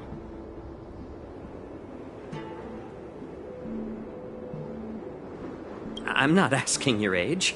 I'm asking if you have a dream like Yanqing has. You don't talk like a cook. You sound more like a TV host or something. Need I repeat myself again? I'm a healer. Well, I don't have a dream like Yanqing does. The only reason I'm participating in the Ringmaster's Challenge is because I made a promise to my grandfather that I'd win the precious sword he's contributed to the war dance. Sounds like that mind of yours is just filled with swords. I bet you've got nothing better on your mind.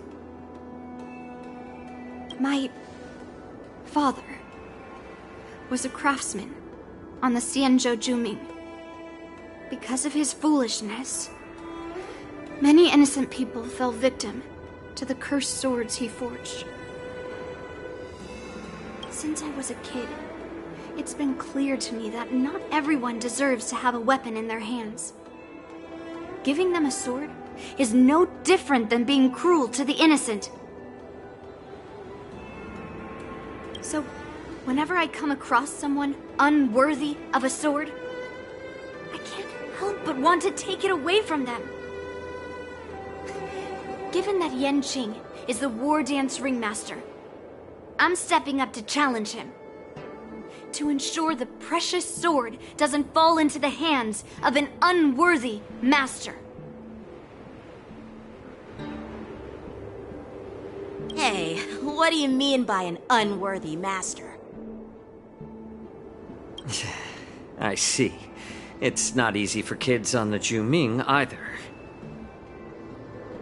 Well, it's better to have a reason for wielding a sword than to be lost and confused. I've saved countless Cloud Knights in my life, and there are plenty of exceptional warriors, just like the two of you. What happened, Mr. Zhao Cho? Oh, nothing. I was just reminded of some old friends and old tales. Judging from my professional perspective as a healer, both of you possess remarkable vitality. Your energies flow like raging fires and mighty gales. The upcoming fight will definitely be impressive. Well, we've seen the Sky Splitter and toured the Stargazer Navalia. I guess it's time to say goodbye for now. What? You're leaving already? But you haven't asked me about my dreams. I've been working hard too, you know.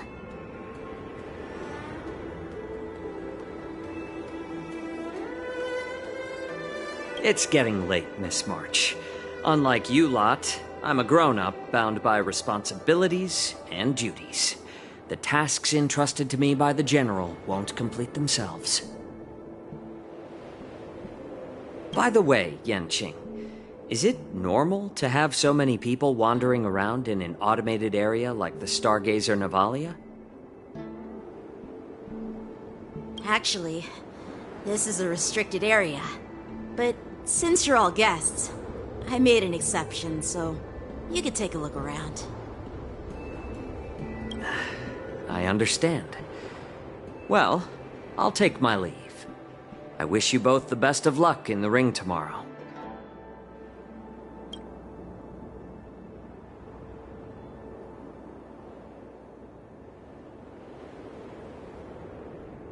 Seriously?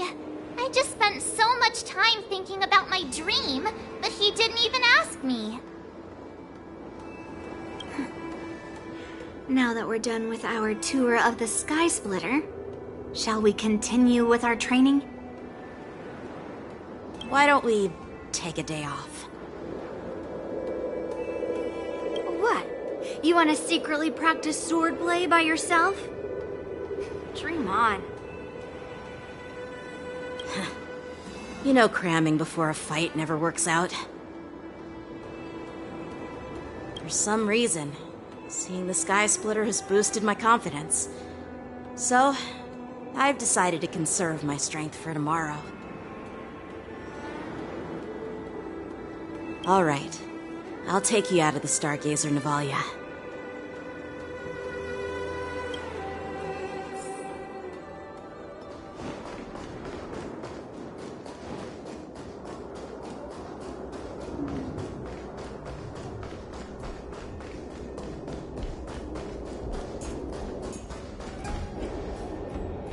Just shut up, Red Fang! This is not a beast ship. I need some time to take care of things.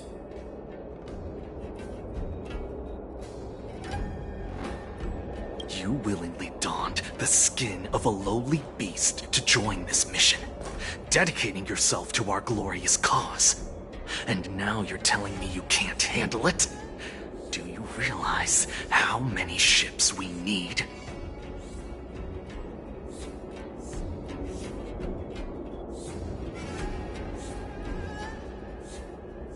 I'm doing my best, all right?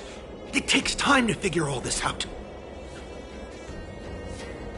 When the guns go off tomorrow, all eyes will be on it.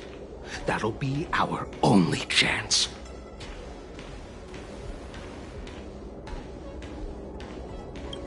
How's that? Who's there?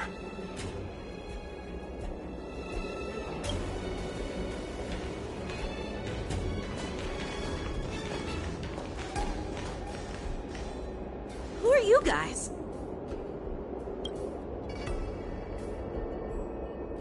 An impromptu inspection. Why are there outsiders loitering in Stargazer Navalia? And a bunch of kids at that.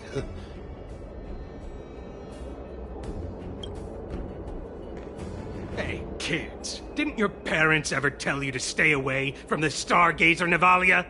I know it's an automated facility, but it doesn't mean you can just break in and do what you want.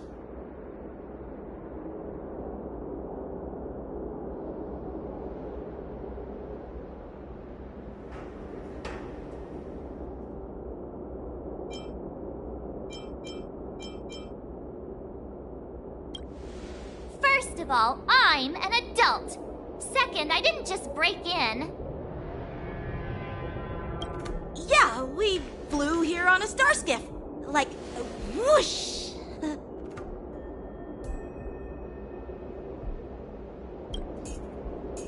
Well, I'm not trying to tell you off, but this place is off limits to the public, you know?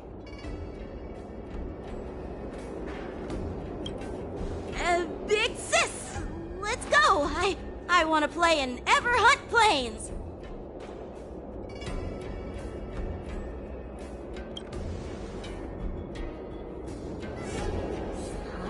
Ever hunt planes? Yeah, sure. The big sis will take you there.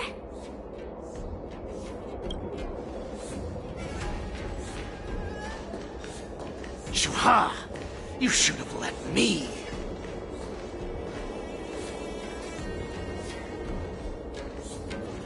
Shh, the overhaul is done, and everything looks good. We should leave.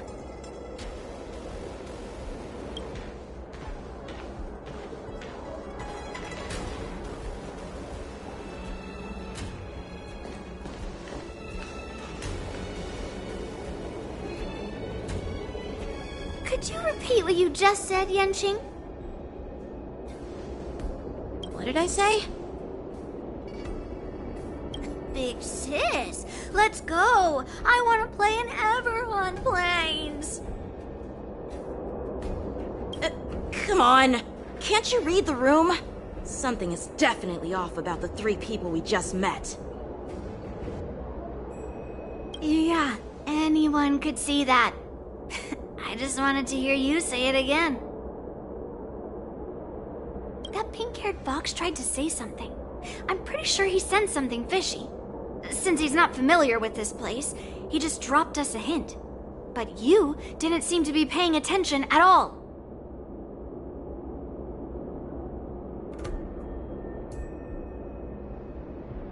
I knew that from the beginning.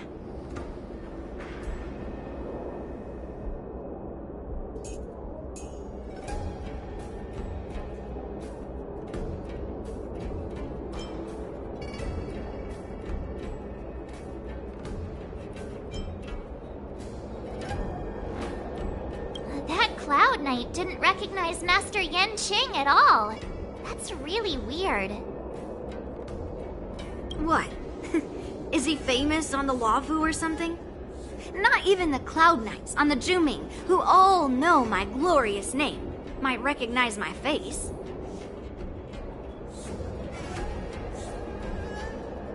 You have a point. A Cloud Knight, a member from the Skyfaring Commission, and a craftsman. They're from various departments, and the reason for the overhaul seems legit. But one of them blurted out some weird language just now. Did you hear that?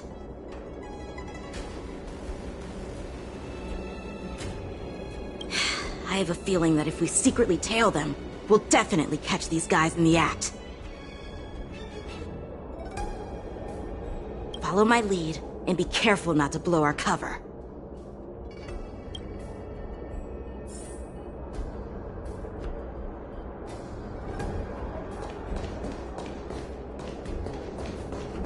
Never mind who they are. Let's just film them.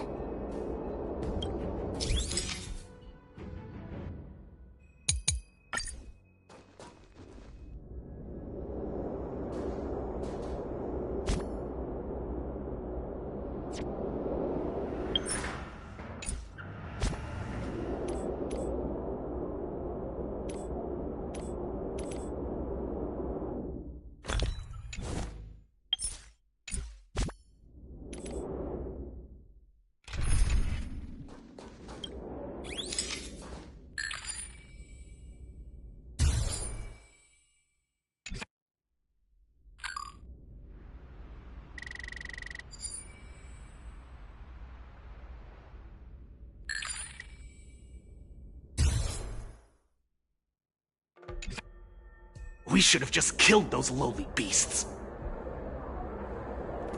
Those little brats won't take up much space. There are boxes all over this place. Just dump them into one and no one will notice. Cut the theatrics, Grulok. Even the slightest slip-up could interfere with Lord Moktok's plans.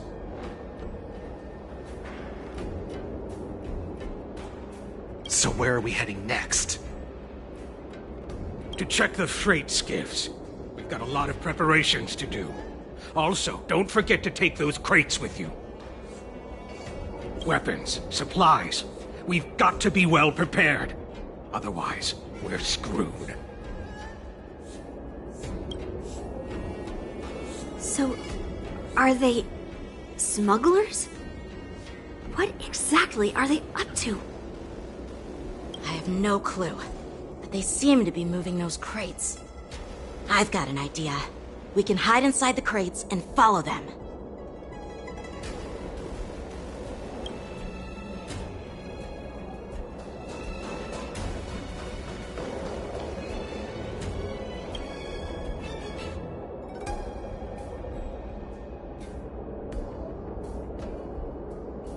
Ugh, so cramped in here. I can hardly breathe. Just hang in there.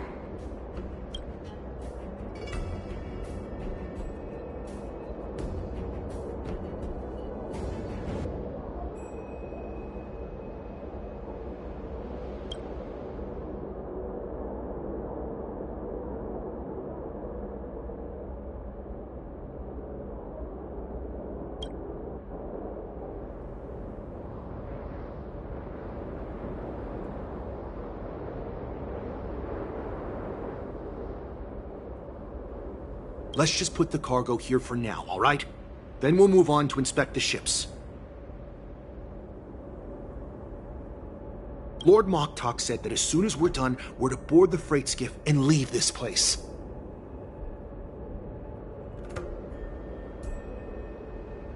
Don't worry, I've changed the shipping schedule.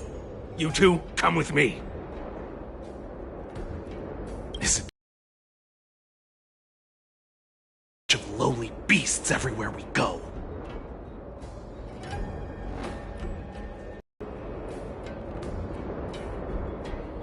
Looks like they're planning to escape on the skiffs in Stargazer Navalia. They keep talking about their plans, But where did they come from?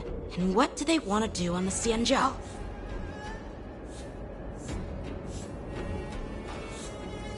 They're definitely up to something bad. Wait, they disappeared! Let's catch up to them.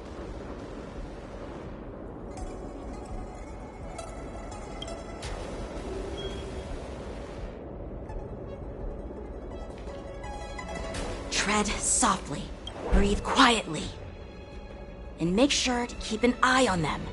Hide out of sight as soon as there's any sign of activity.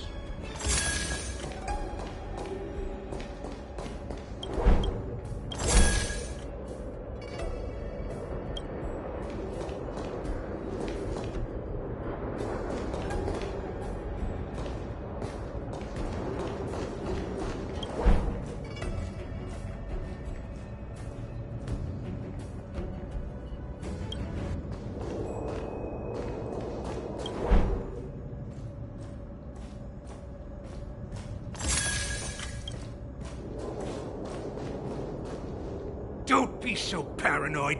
We're running out of time. Get over here! Shuhard, I'm coming!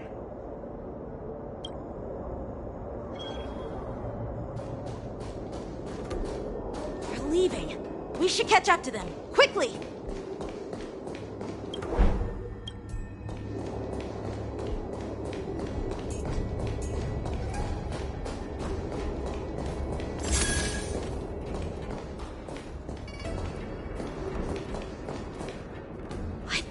Up to?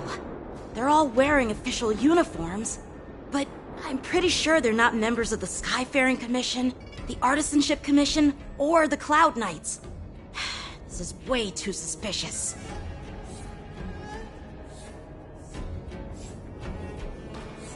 Never mind who they are. Let's just film them. That way, if they do anything bad, we'll have solid evidence against them.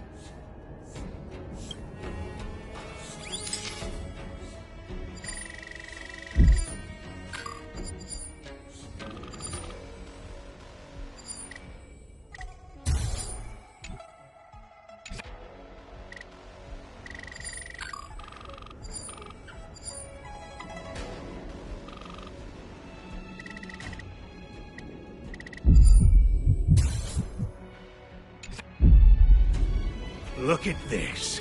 A freight star skiff with enough room to fit at least 20 of my men. I'll let the others know and have them prepare more star skiffs.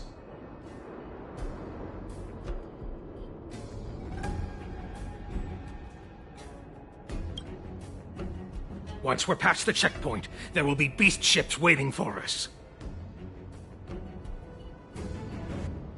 Lord Moktok is ready. The revival of our ancient bloodline all hinges on this operation.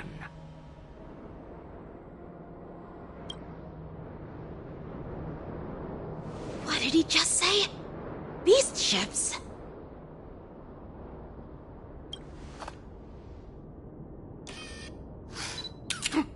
Who's there? It's those brats! I told you to get rid of them, but you didn't listen, you idiot!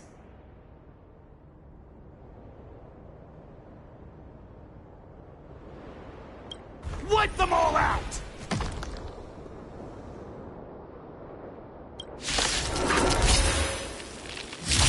Orson? Adusa! Die, you lowly beast! Better not underestimate me! How familiar. Not very sportsmanlike.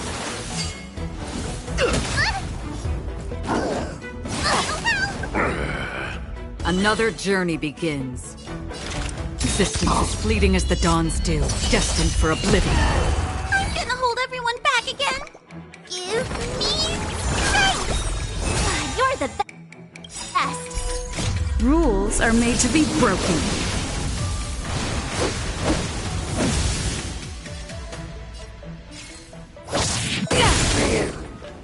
This is our chance. I could take 10 of you.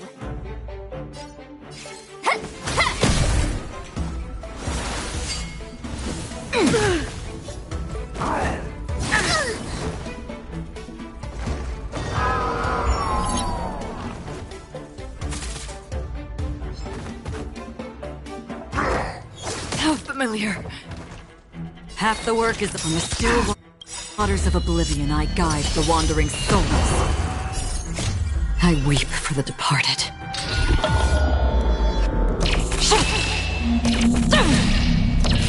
Dusk's reign, it too shall fall. Maybe I can do this. Demons, depart! Much better. Batter up!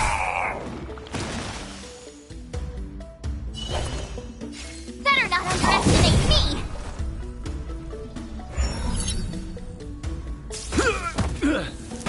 Half the work is already done. Existence is fleeting as the dawn's dew, destined for oblivion.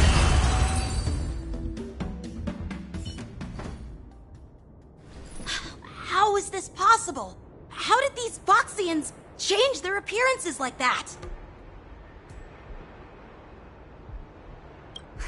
They're not Foxians at all. They revealed their true form. They're Borisin, just like the bandits I defeated on the IPC ship.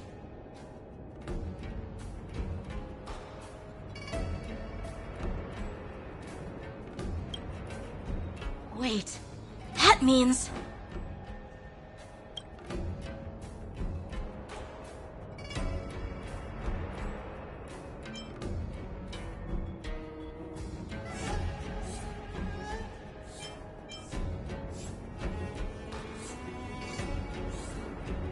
What kind of trick did they use? When we were tracking them earlier, they looked just like normal Sanjo Foxians.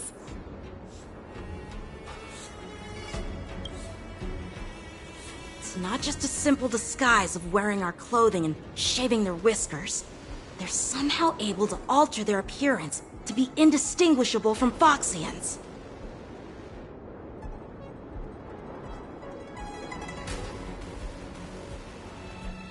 They even have official IDs for the Skyfaring Commission, the Artisanship Commission, and even the Cloud Knights?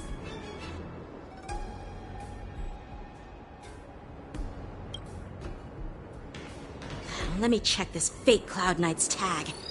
Maybe it'll give us some clues. Lujun, an officer of the Patrol Defense Squad?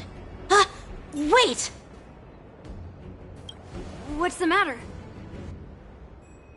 I encountered a patrol officer named Lujun before. It was a few weeks ago, when we were transporting the Borisin prisoners.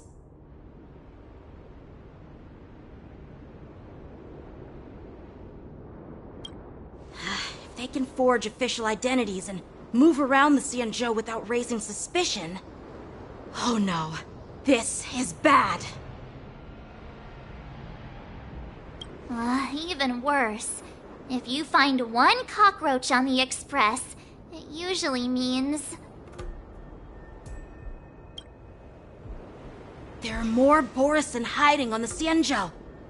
I bet their plan is much bigger than just stealing information. We've got to report this to the Seat of Divine Foresight.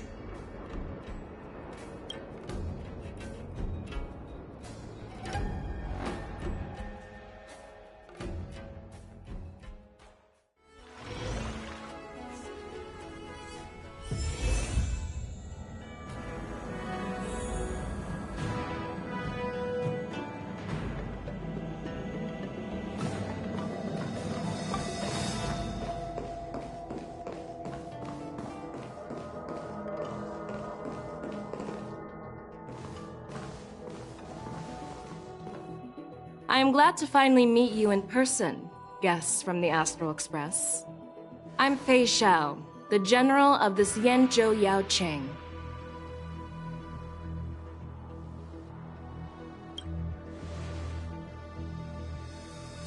Let me introduce our guest to you.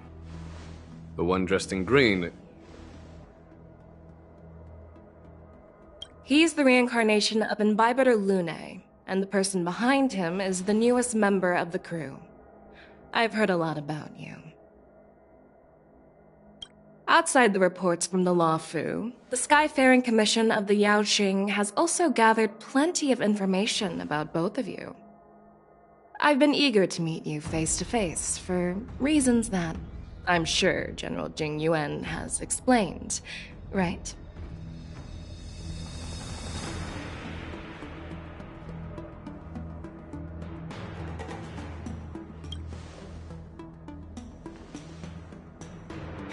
That's right. But don't worry, this isn't a trial. I just want to have a chat with you and get a better understanding of the facts. According to General Jing Yuan's report, the Ruin Legion is to blame for the Ambrosial Arbor crisis, and all Arbiter Generals should pay attention to the Ruin Author's movements. Over the years, the Destruction's minions have wreaked havoc on countless worlds, and the Alliance has been keeping an eye on them. But no one expected them to join hands with the remnants of the Abundance.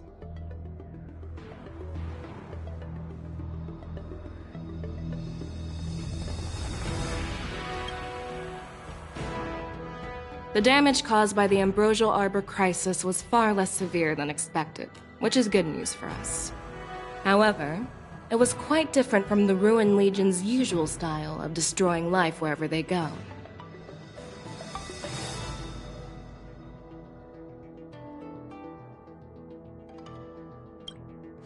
While I trust the bravery of the Divine Foresight and the Nameless, I'm curious about some details missing from the report. I'd like to take this chance to have an exchange with both of you.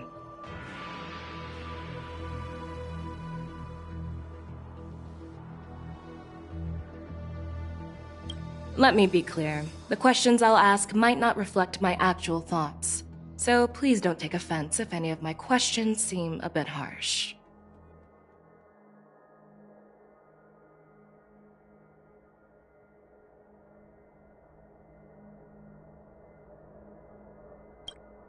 Please go ahead, General. But keep in mind we can only answer based on what we know. And perhaps you already have the answers to your questions in your heart. You have a clever tongue. I like it. The Merlin's claw is quite articulate. Right now, her intentions are unknown, and Jing Yuan wants us to be honest. Maybe I'll just stick to the facts we know. Let's cut to the chase. Before the crisis struck, the Astral Express was guided here by a Stellaron hunter, a wanted felon, in an attempt to resolve the Stellaron crisis. However, everyone in the cosmos knows of the Stellaron hunter's reputation. So, why did you place so much trust in them? Could it be that some of you have a connection with them?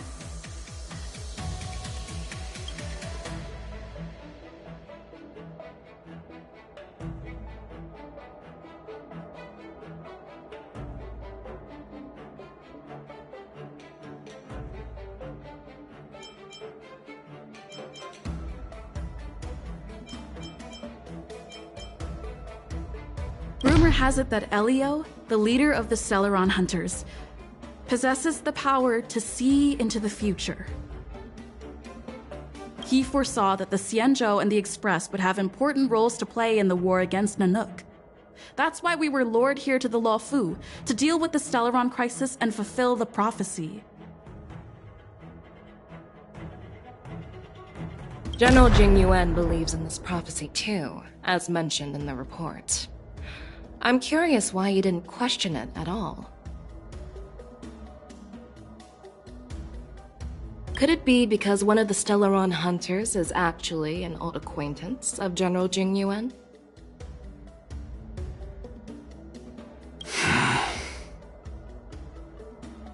Please be cautious with your words, Merlin's Claw. Let's avoid sowing doubt among our comrades. That Stellaron hunter used to be my disciple, so are you putting my loyalty in question too? I'm simply bringing up the doubts about General Jing Yuan that exist within the Alliance. Since I'm representing them, perhaps you can just imagine me as one of those old geezers. Let's move on to the next question. The report suggests that Don Shu, the master of the Disciples of Sanctus Medicus, colluded with the Lord Ravager and used the power of the Stellaron to resurrect the Ambrosial Arbor.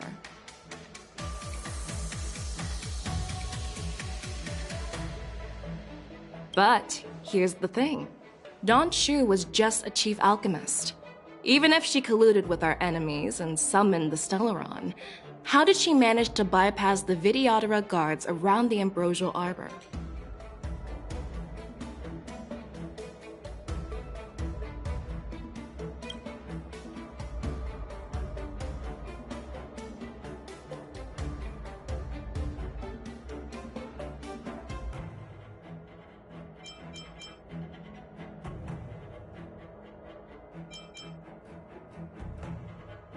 I personally met Don Shu once. Her closest friend was killed during the war on the Fanghu, and she harbored deep hatred towards the Hunt.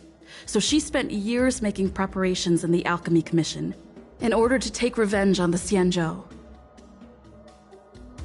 Revenge is also a form of the Hunt. However, that doesn't explain how she managed to bring the Stellaron into the Scale Gorge waterscape, which was guarded by the Videodora.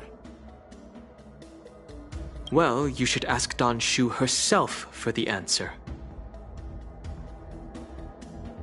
Unfortunately, Don Shu is dead, and even her corpse has crumbled into ash.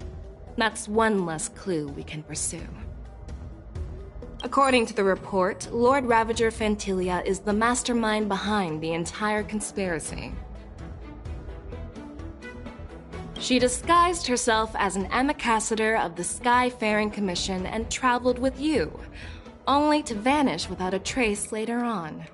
It seems too convenient to label her as a scapegoat.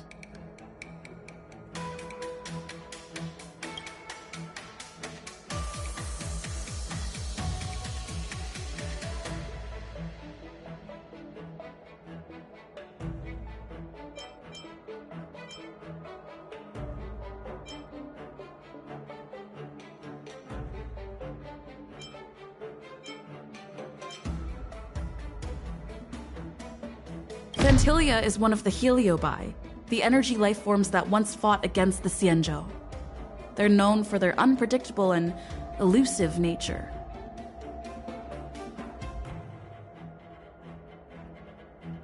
Just as she said, when the Ambrosial Arbor resurrected, its roots broke through the creation furnace on the Lawfu, accidentally releasing the Heliobus fiend fire sealed inside.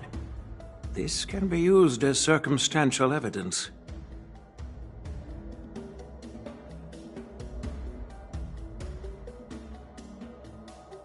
If Elder Huaiyan accepts the explanation, so do I.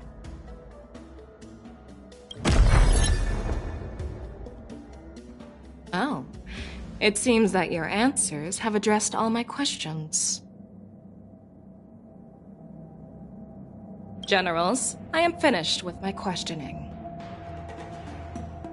So, what do you think, General Fei Shao? Have the doubts in the report been cleared up? The two nameless have been honest in their answers. Even though there are some tricky details, my intuition tells me there is nothing wrong.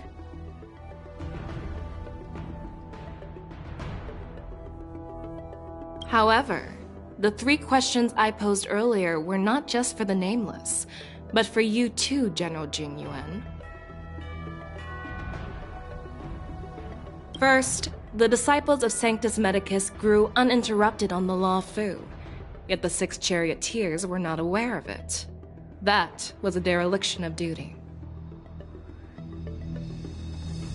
Second, you believed in the Stellaron Hunter's prophecy and entrusted outsiders to solve the crisis, even granting them access to the Plague Mark. That was a dereliction of responsibility.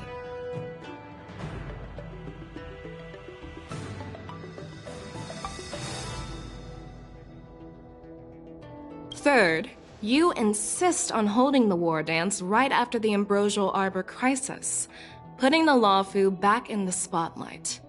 That is a dereliction of wisdom. Merlin's Claw. Is this your line of thinking, or the Ten Lords? From the moment I walked in, I made it clear that the questions I'd ask might not reflect my actual thoughts.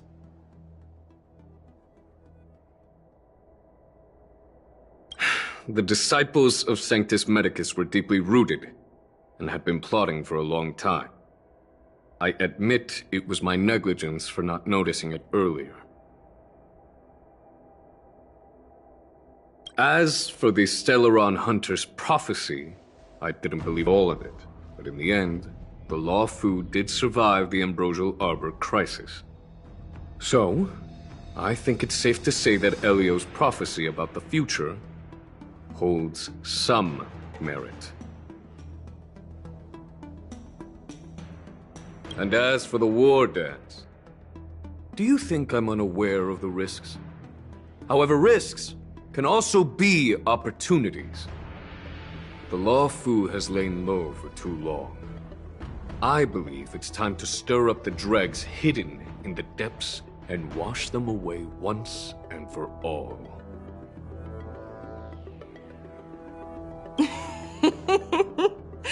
Just as I expected from our sophisticated divine foresight. You have a way with words. I like it. But, unfortunately, ever since the report was submitted, the Alliance has been filled with rumors and speculation. Even within the Lawfu, there are people accusing you of neglecting your duties, resulting in the Ambrosial Arbor's resurrection. So what are your thoughts on all of this, General Fei Shao? As a fellow Arbiter General, I fully understand the difficulties of this position. Personally, I think all these rumors are meaningless drivel. Across the sea of stars, the divine foresight knows better than anyone else what happened on the Lawfu and the meaning behind it. Just as what happened on the Xianzhou Yaoqing recently. You mean the Xianzhou Yaoqing is also... The scouts of the Verdant Knights have sent back reports that Borisin are making trouble again. The Borisin packs that were once divided and scattered have started swallowing each other up, forming larger and larger packs. Moreover, there's an entity named Mongus behind it all. An entity? According to the report, this entity isn't actually a Borisin. It's a woman claiming to be the messenger of the Master of Immortality.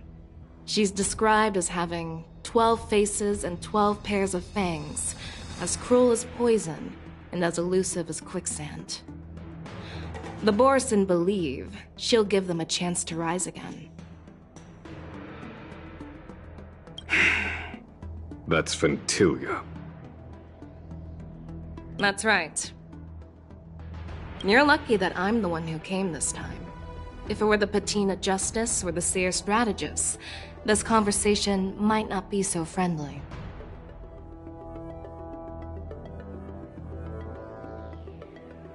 I've always had faith in my instincts, so I don't doubt your good intentions. But the Alliance has its fair share of questions and doubts about the Lawfu. So, my plan is to come up with an acceptable answer to satisfy the Alliance. What's in this plan, General Fei Shao? General Jing Yuan, you already know what has to be done. But since you don't want to be the bad guy, I'll take care of it for you. You need the final word from the Ten Lords Commission to quell any doubts.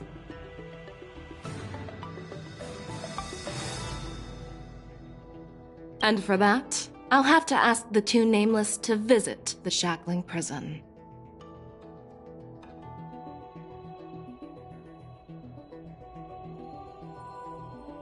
No, I'm not imprisoning you. While you're there, I'll ask a judge in the 10 Lords Commission's Interrogation Division to record a detailed testimony with the karmic mirror from both of you. We'll fill in the gaps that weren't covered in the report and silence any protests within the Alliance.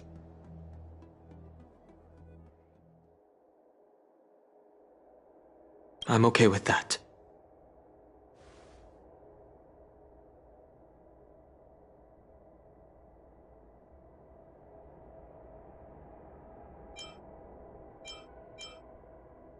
Worried that I might go back on my word and keep you in the shackling prison? Relax. If I wanted to do that, you'd already be behind bars. Once you're done with your testimony, you're free to come and go as you please.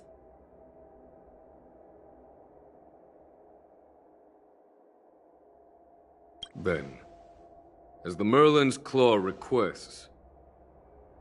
Oh, there's one more thing. This testimony is for silencing the voices of opposition within the Alliance, but I would like to urge General Jing Yuan to listen to the pleas of the Foxians on the Xianzhou Yaoqing. So, you are here for Hule. Exactly. Hule is locked up in the Luofu's shackling prison. Since he is the broodlord of the Borisin, I want to transfer him onto the Xianzhou Yaoqing and imprison him there. The recent movements of the Borisin suggest they're planning something big, so we must act preemptively. It makes sense to have the Foxians keep an eye on their arch-nemesis. Since you trust my judgment, I'll repay that trust. What do you think about all this, General Huai? I was worried this would turn into a heated argument, but it seems like both of you are on the same page, solving each other's problems. I couldn't have asked for a better outcome.